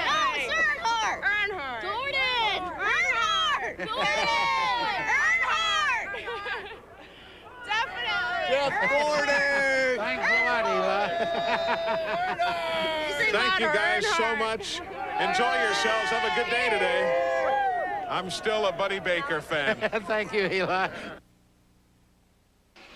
We are 82 laps from conclusion here at the Monster Mile, and coming up immediately following our broadcast of the Miller 500. Stay tuned for Road Ready. That is coming up as soon as we move on from here at the Monster Mile. Eli Gold with Chad Little, Buddy Baker, Glenn Jarrett, and Randy Pemberton bringing you the coverage from here at Dover Downs International Speedway, a race that has been slowed 5 times by caution. That is Terry Labonte ahead of Dale Earnhardt, second and third spot respectively. Still a goodly distance behind the race leader, Jeff Gordon. They were better than 3.5 seconds behind the DuPont Chevrolet moments ago. Others on the lead lap, Bobby Labonte, Ernie Irvan, Jimmy Spencer. Those 6 are on the lead lap. 7th is Rusty Wallace. Jeff Burton is 8th. Ricky Rudd is 9th. Ken Schrader is 10th. Michael Waltrip is 11th. Couple of laps down in 12th, you've got Derek Cope. 13th now is Ted Musgrave. 14th, Jeremy Mayfield. Todd Bodine is in the 15th spot, and there Earnhardt and Labonte swapping around again. Boy, it don't take but a second. You see Terry Labonte get caught up behind the slow car there. And boy, I mean, just right then, Dale Earnhardt went zap. How was that? Yeah, made the move. Yes, he did. Around Derek Cope right there. We were giving you a bit of a rundown. We told you that 15th was Todd Bodine. There you have Gordon as the race leader on the screen. Ricky Craven's running 16th. Johnny Benson 17th. Kenny Wallace is 18th. John Andretti 19th. And Ward Burton is 20th. And there's Rusty Wallace closing in, if he can, on Jeff Gordon to get back on the lead lap. Again, if you're just joining us, Rusty might be the quickest car on the track now, but he is still 3.5 seconds plus a lap down to Jeff Gordon. The bad part is that there's not a caution. Just getting by him, you're still a lap down. Even if you get back in the lead lap, you still have the distance of a whole mile racetrack here. And that'd be hard to catch Jeff Gordon from almost a full lap down. 423 laps on the board. There's Dave Marcus to the inside of Jeff Gordon. There's old Dave Marcus. He's one of the toughest guys to pass on a racetrack. Dave Marcus, God bless him, will not give you an inch. Doesn't matter if it's noontime or 4 in the afternoon, Daytona, Dover, or wherever, he's not going to give you an inch. The one thing about him you have to admire, though, when he had race cars that were capable of winning, he did win. Yeah, he and Harry Hyde. And that is his money going around that racetrack. That's not a lot of... He does have a sponsor now in Prodigy, but I'll tell you, he suffered for a lot of years to be able to go out there and race on the racetracks like he does. That's exactly right. Dave Marcus and Harry Hyde, a man for whom you drove, buddy. Many, many victories on super speedways and a number of pole positions. Oh yeah, well, Dave's a great race car driver. He's won a lot of short tracks up in the Midwest and all. Ricky Rudd making a pit stop at lap number 425, coming down the pit lane. Terry Labonte just got a bit higher on the racetrack than he wanted moments ago. We'll take a look back and see exactly what happened there. Off into the corner.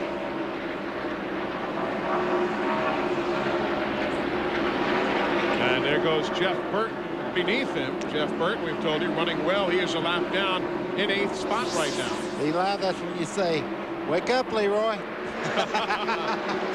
I tell you what, that's dangerous when you get up out of the groove like that. There's a lot of dust and stuff on the top part of this racetrack. Hut Strickland is pitting. So is Bobby Hillin. So is Kenny Schrader. I would suspect that, we're about ready to see pit stops again, which will be our final pit stops for the track remains green. Terry's tires are probably about getting wore out. He entered the corner there hard. He pinched the corner off a little bit, it looked like, and the rear end got away from him. He had to chase it up the track. Remember, we were talking about the numbers earlier. If everything stays as is, we should be looking at pit stops inside the next 20 miles, depending upon everybody's own strategy. So we're going to break away and come back in time for those pit stops as we're with you on coverage of the Miller 500.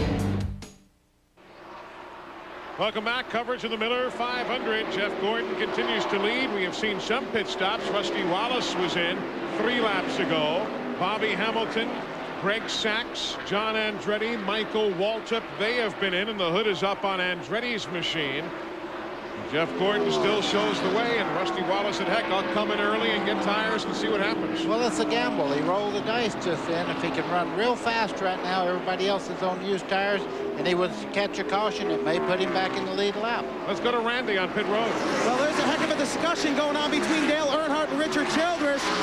Richard Childress wanted to gamble a little bit and go ahead and pit early like Rusty Wallace had just done moments ago.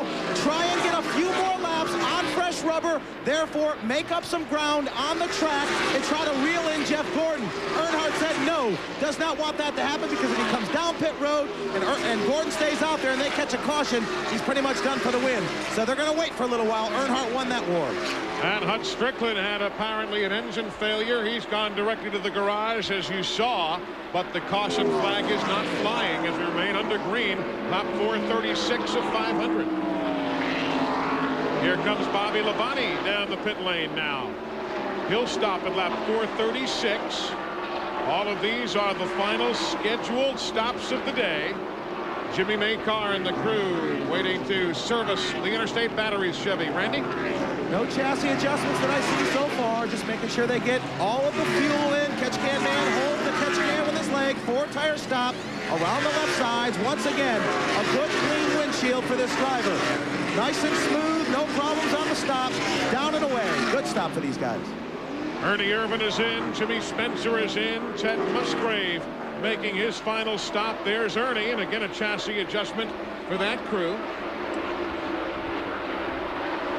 Well, Chad, what would you do right now? Would you come in and take on fresh tires, or would you stay out there on old tires and maybe lose a lot of ground to the cars that stopped just now? I think the best thing to do is like we saw earlier. You come in, get the fresh tires early as you can, try to make up a little bit of ground. Why there's a big difference between old tires and fresh tires. Let's go down to Glenn Jarrett. Eli talked to Ray Evernham about what they were going to do. He said, we're not going to do anything until we see some other guys pit.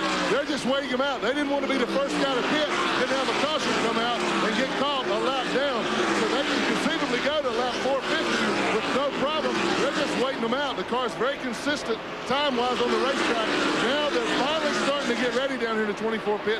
We understand that they will be in about 4 or 5 more laps. Terry Labonte has pitted now, and so they were on the radio back and forth. What do we do? What do we do? We're just playing the waiting game, and Gordon is beating them at him. Meanwhile, Morgan Shepherd losing his bumper right there. The Remington Arms team going to work, trying to, of course, you know, in the old days, Junior Johnson used to do that by himself. He'd go back there and rip that bumper off. It's taken 3 guys to do it. But Morgan Shepherd with a problem on that car. John Andretti's machine being pushed to the garage area. So he apparently is done for the afternoon at lap 442. And now with the bumper pulled away from Morgan Shepherd, he returns. But it's that long, lonely push to the garage for the Kmart Little Caesars team. And still no Jeff Gordon on pit road. There he is.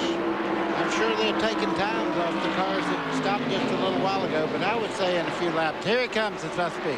Here he comes. Johnny Benson right behind him in the Pennzoil Pontiac. Here comes Earnhardt also. Dale's coming down the pit lane right behind Jeff Gordon.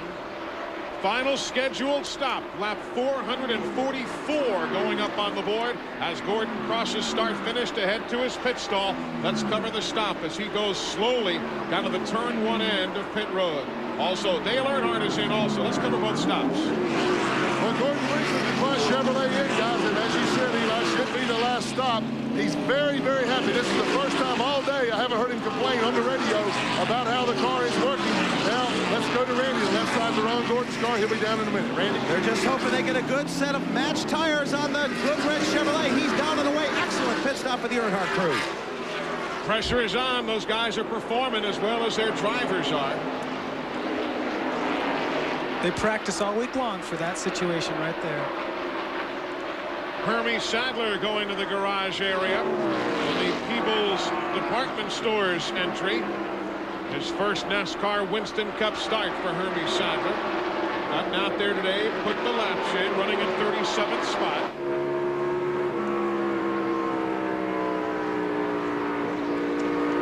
Bobby Hamilton. Jeff Gordon is a bit further ahead there. So I go by. 444 laps on the board. Getting down to the nitty-gritty here at the Monster Mile. Can anybody handle Jeff Gordon? Find out when we come back.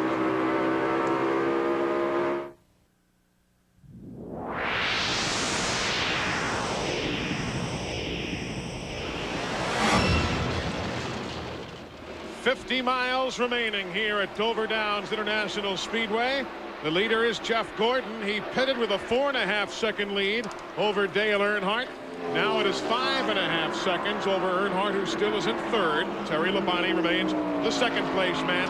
Randy Pemberton, let's follow up on tire strategy now that everything's starting to play out. What about Rusty Wallace's early stop? How has that finally figured in? Well, it definitely played for him, Eli. He got nearly 10 laps out of his new fresh set of rubber that he put on the car over Gordon and Earnhardt. The deal is he's picked up about 3 seconds. He is now back on the lead lap, and that'll give you an idea of what pit strategy is like down there for these guys trying to get some quicker laps out of newer tires. They short pitted the car.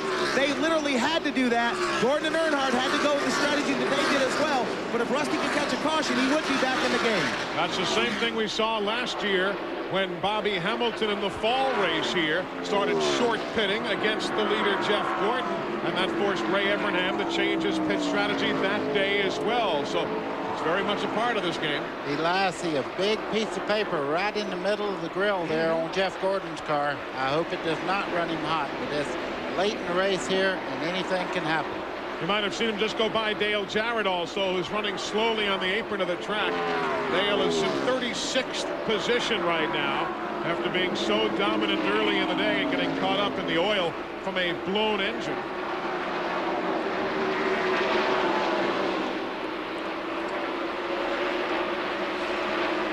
Dale Earnhardt, top 5 right now. He's in third.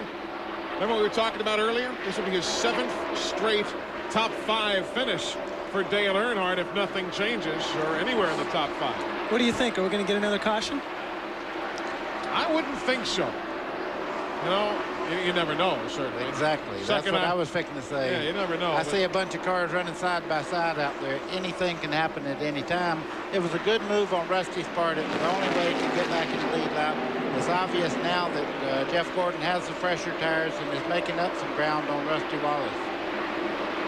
Steve Grissom, a single car incident, brought on a caution, lap 67. Jeff Bodine in traffic, spun coming out of turn number 4 earlier in the day. Rick Mass spinning off the corner, as he told us, tried to cut the car too hard to pass Rusty Wallace.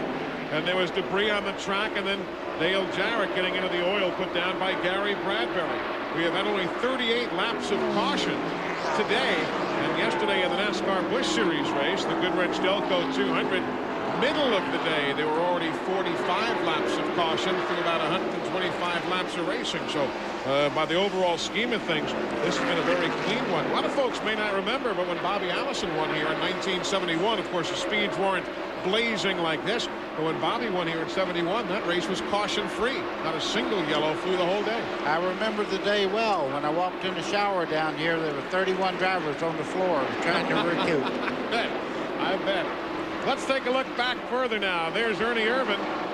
He's running in the 4th position. Ricky Rudd behind him is not on the lead lap, but Ricky is in 8th place for the day.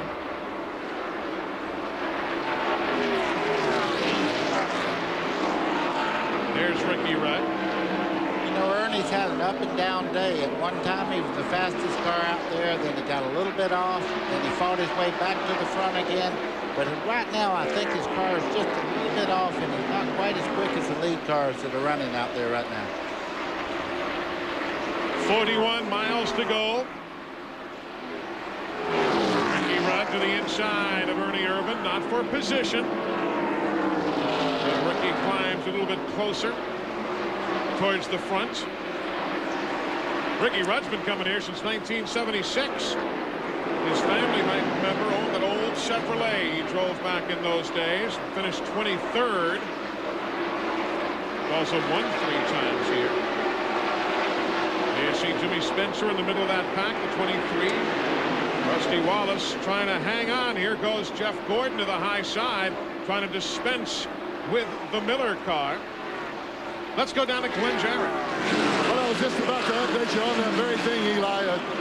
Jeff, after he got out and got running on those new tires, really started reeling Rusty in. And that's the strategy Rusty played. Like Randy said, he did it perfectly, but he never got that caution that he wanted. Jeff's car has remained amazingly consistent over the last 100 laps or so. The lap times that I'm timing are very, very close each lap. That's the reason nobody's able to do anything at all with them. Doesn't matter what they do. If Jeff makes a mistake, it's his race to win or lose. Well, Jeff Gordon showing the way. Chevrolet having a good day right now.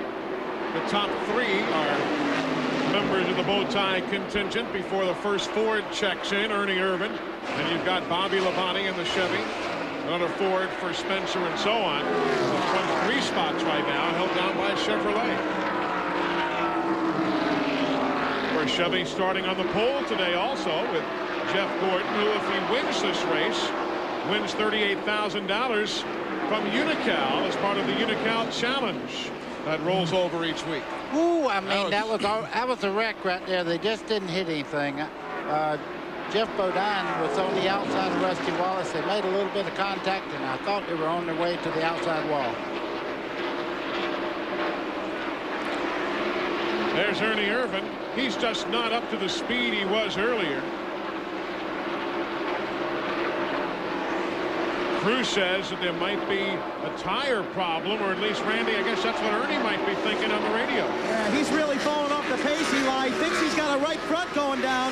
They pulled the binoculars out. Larry McReynolds tried to focus in on it for him.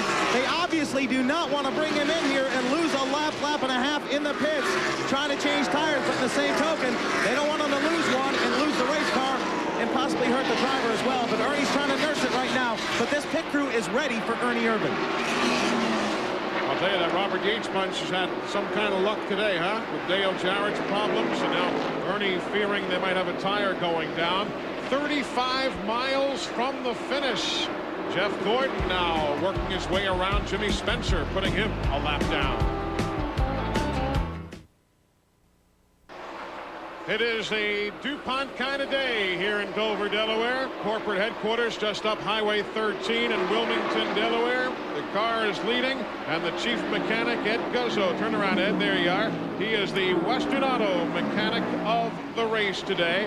Ed Guzzo picking up a couple of $1,000 from the folks at Western Auto as the Western Auto mechanic of the race. Our congratulations to him. One of those guys behind the scenes, another New Jersey guy. That knew Ray Evernham in Ray's formative years. They've got this car on a rail. It is definitely on a rail. It's a delight to see a car work that well. I just wish I had more of it. What's the best race car you ever had on a given day? Well, probably a couple times last year, one at Rockingham, one at Charlotte. It's just one of those days that the better the car handles, the easier it is to drive. I mean, there's no question about that. When a car is right, that's the easiest day you'll ever have. How about you, buddy? What's the best race car handling and everything you ever had and all of your victories and so on? Anyone that got the checkered flag in front of it. You know, I had so many good race cars, it would really be talking about one of my crew chiefs or one of my car owners. If I said it wasn't the best, they would say, well, what about the time you won by 7 laps or 2 laps, or what about the time you won on the last lap past a guy? They're all special. I hear you. Why don't we show you what the interval looks like right now on the racetrack. There you see Jeff Gordon, the race leader, going off into turn number 1. You've got the 5 machine right there, Terry Labonte. He's running in the 2nd spot. Then we'll go back to the next man in spot. That'll be Dale Earnhardt. He's running in 3rd as we pull back from Terry, and you'll see the interval as the GM Goodwrench machine comes through. There he is. Ernie Irvan is next in line behind Dale Earnhardt. Ernie running in the 4th spot. You got to go a goodly distance back now to find the Texaco Havoline Ford. There it is. That's your top 4. Ahead of Bobby Labonte, Jimmy Spencer, Rusty Wallace, Ricky Rudd, Jeff Burton, and Kenny Schrader. That is your top 10. We're coming back. The checkered flag is in sight. Don't leave us. We're 23 laps on the finish. Winding our way down to the final 18 miles here at Dover Downs International Speedway. Jeff Gordon has had the lead since lap 371. We are now at 482. Everybody waiting, watching. If you're in the 24 bunch, you're tickled. If you're not, you don't know what you can do to handle. There you see a field summary. Jimmy Spencer, a lap down. That would be his best finish of the year. Of course, Jimmy's got 2 wins in his career in Winston Cup, but he had a 7th place finish in Atlanta earlier in March. So this would be a best of the year for Jimmy Spencer. They've had a good run today in that Smokin' Joe's car. Good steady run, and you know, a few breaks here and there, and he might be in the lead lap with a chance to win. He's been up there all day. That's what's important. Next to be lapped, the 5th place man, Bobby Labonte. And Jeff Gordon's got him in the crosshairs right about now. There you see, 18 is on the left of your screen. The Interstate Batteries car. And that's the man who wants to put him a lap down. Ray Abraham right now is just telling Jeff to take it easy. There's only 14 laps to go. You take your time now and don't do anything silly. Going to catch a little traffic. Eli, I've actually been in a situation like this and back off the race car and let it get a cleaner line through the corner and actually pick up speed by backing off and letting the car free roll through the corner instead of pushing it so hard. Interesting. Kind of like a road course sometimes. The slower you drive, the faster you go. That's it. I'm sure right now all he wants to do is win the race, but the car is working so flawless that he probably don't want to get out of his rhythm and get a little bit sloppy in his driving style. Around Mike Wallace they go. Mike Wallace in 19th spot, 5 laps down, now 6 laps down as Gordon goes around him. 14 miles from the finish. And there goes Bobby Labonte. 5th place is now a lap down. Kind of reminds him Harry Gant's run here a few years ago. Remember, he lapped everybody once and up to 5th place twice that afternoon. Remember that one? Yeah, but at least when Harry had this dominant car, he was running up against the wall and you were going, he's going to hit the wall this time. No, he made it. There you see Jimmy Spencer now and Terry Labonte. Spencer going a lap down a short while ago. Labonte still running in second.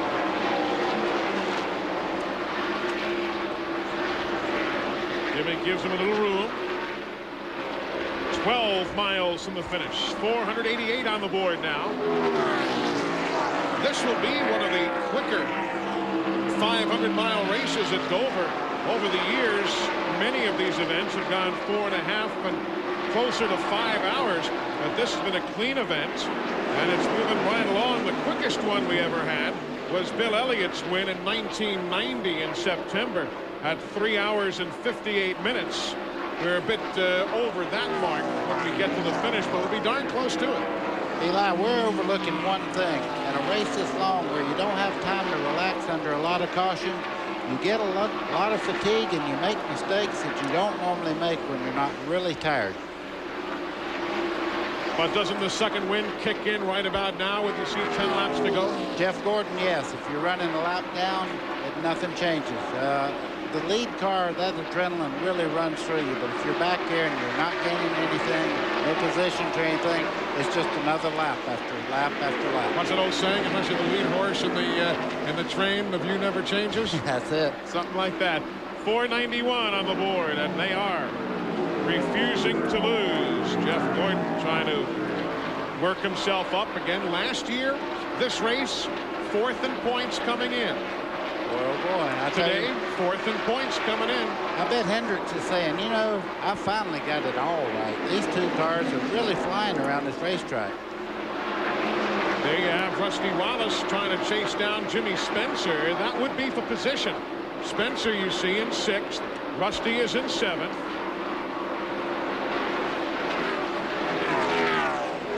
Dick Trickle taking his car to the garage, done for the day with a rear end problem on the Health Source entry. Couldn't quite make it to the finish for the man who started outside of the front row.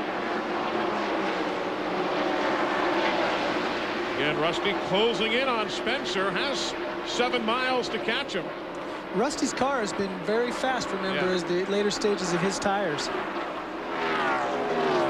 Meanwhile, though, Jeff Gordon continues to show the way. It'll be 5 laps to go next time for Jeff Gordon. This is Jeff's 7th career start here at Dover Downs.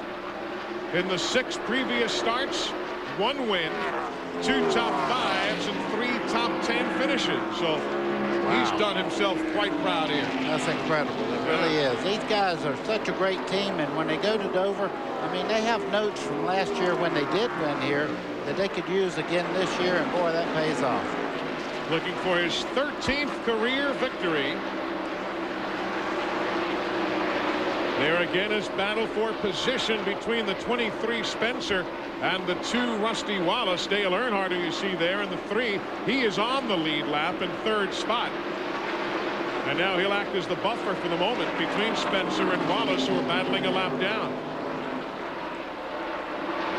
4 miles to go. I'm a little surprised that Rusty didn't put up more of a fight for Dale, but Rusty must be figuring the last few laps, and I'm about done dealing here. You were here yesterday. You know when these tires start giving up, you can only do so much, and I'm sure he's sliding and doing all he can. But, you know, Spencer's not an easy guy to catch. He knows where he's at on the racetrack, and I'm sure his spotter says, hey, the 2 cars coming, do what you can do. Only 4 cars on the lead lap as we near the finish. Gordon, Terry Labonte, Dale Earnhardt, and Ernie Irvan back up front to Jeff Gordon. He has worked himself around through traffic with no problems now. This would be his 4th win of the year if he holds on. He has won at Richmond. He won at Darlington. He won at Bristol Raceway in Tennessee, which is now Bristol Motor Speedway, by the way. They announced that with new ownership from Bruton Smith, as you well know. They changed the name. Oh, problems, main straightaway. Kenny Wallace will spin across the start-finish line. The Square D machine. No caution. 499 going up on the board. White flag for the race leader, Jeff Gordon. Wallace continues away. There you see him. Kenny just barely scraped the inside wall, so they didn't bring a caution out. And we are now a half mile from the win. Jeff Gordon. It'll be the 8th win of the year for Chevrolet, and the 13th career victory for Jeff Gordon out of Pittsboro, Indiana. He will win the Miller 500. Terry Labonte will come home in 2nd, Dale Earnhardt 3rd, Ernie Irvan 4th, and a lap down, Bobby Labonte will come home in the 5th spot. Jimmy Spencer holds off Rusty Wallace to take 6th, ahead of Wallace in 7th. And $38,000 of a bonus going to Jeff Gordon. He wins this race from the Busch pole and takes home the Unocal Challenge. When we come back, we'll go to Victory Lane. Hope you can go there with us. Stick around as we return to Dover right after this. A happy bunch of folks down in Victory Lane here at Dover, Delaware. The Miller 500 goes to that young man, Jeff Gordon. Let's hear from him. Glenn Jarrett's in the middle of the celebration. Glenn? Well, he's got to do a little victory dance, first of all. Jeff, we monitored a lot of your radio conversations today. Let Brooke in here. Of course, this is the most important part.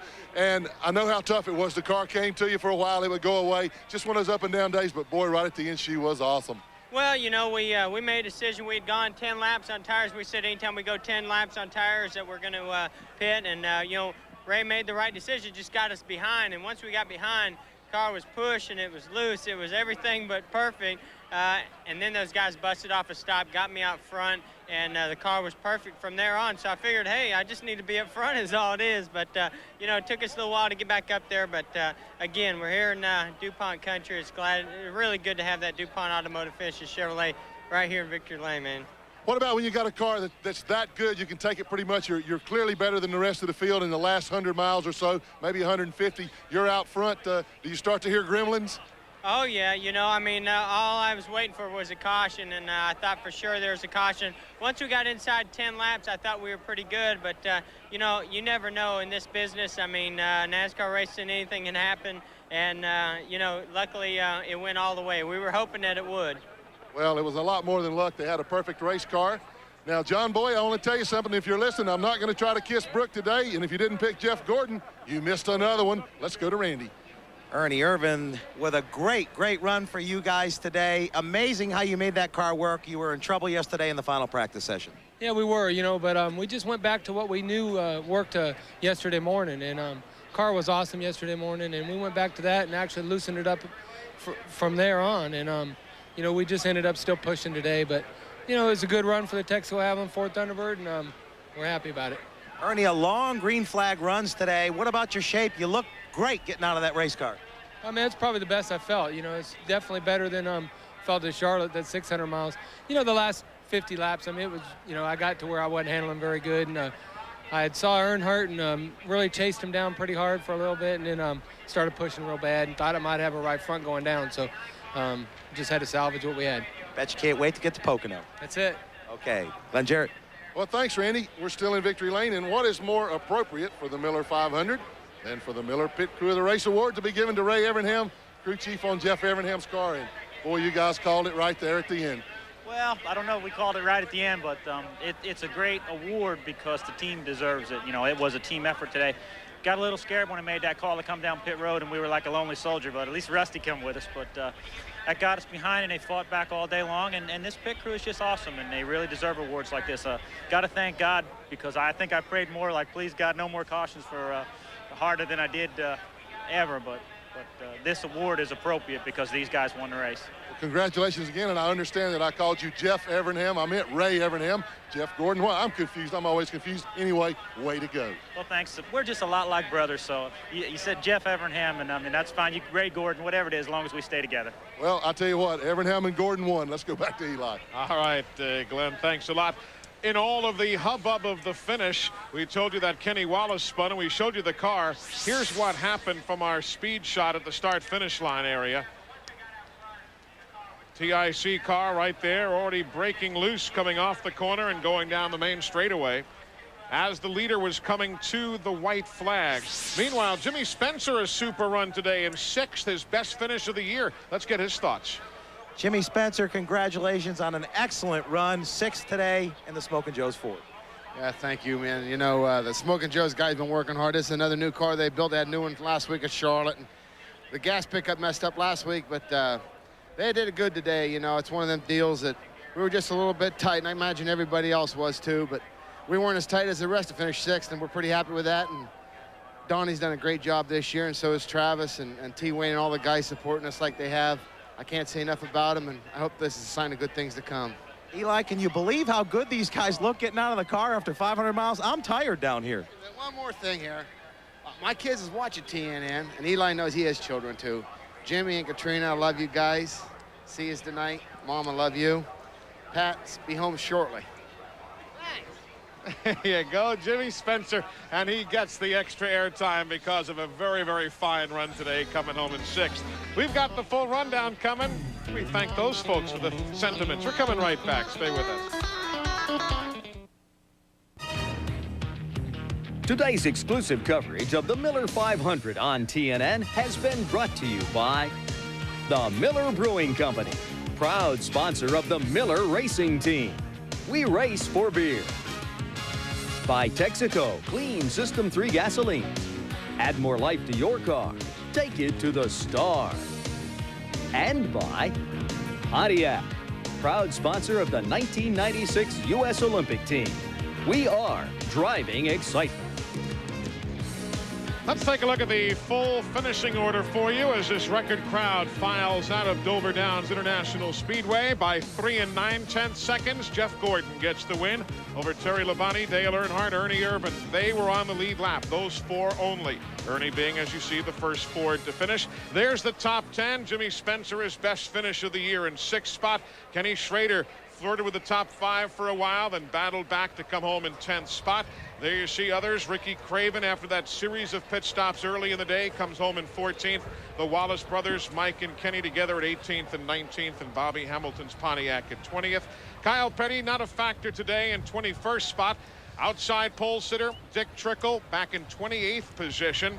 And Jeff Bodine, with the accident, finished in 30th. Other finishers here today, Dave Marcus, Morgan Shepherd had major problems throughout the day, and the rest of those teams ending up in the garage area prematurely in the finishing order with Sterling Marlin and Steve Grissom. So as far as NASCAR Winston Cup points are concerned, You've got Terry Labonte moving into second place now in the point standings. You've got Jeff Gordon moving up to third. Dale Jarrett drops to fourth, and Ricky Rudd now from sixth up to fifth. And Bobby Labonte in fifth place. His finish today moves him from 10th to 12th in the points, if you're curious as to how, or excuse me, from 12th to 9th, I should say, as we get the final numbers now. Bobby Labonte going from 12th to 9th in the point standings. Coming up next weekend, a busy motorsports weekend here on TNN. We'll be in both Topeka, Kansas, and South Boston, Virginia on Saturday. Saturday, the Coca-Cola Shootout for the Slim Jim All-Pro Series. That is in Heartland Park, Topeka, while Mike Joy will have the Winston Motorsports 300 for you from South Boston Speedway in Virginia. Then next Sunday, a week from today, NASCAR Craftsman Truck Series racing from Heartland Park. The Lund Look 225 at 2 o'clock Eastern Time. And, of course, coming up in 2 weeks from now, we will be at Pocono International Raceway in the beautiful Pocono Mountains of Pennsylvania. Hope you can join us there. Call the track if you'd like for your ticket needs. If not, tune right in here. TNN Motorsports, 1 o'clock Eastern Time on Sunday, June the 16th. That'll be the next stop for the NASCAR Winston Cup teams.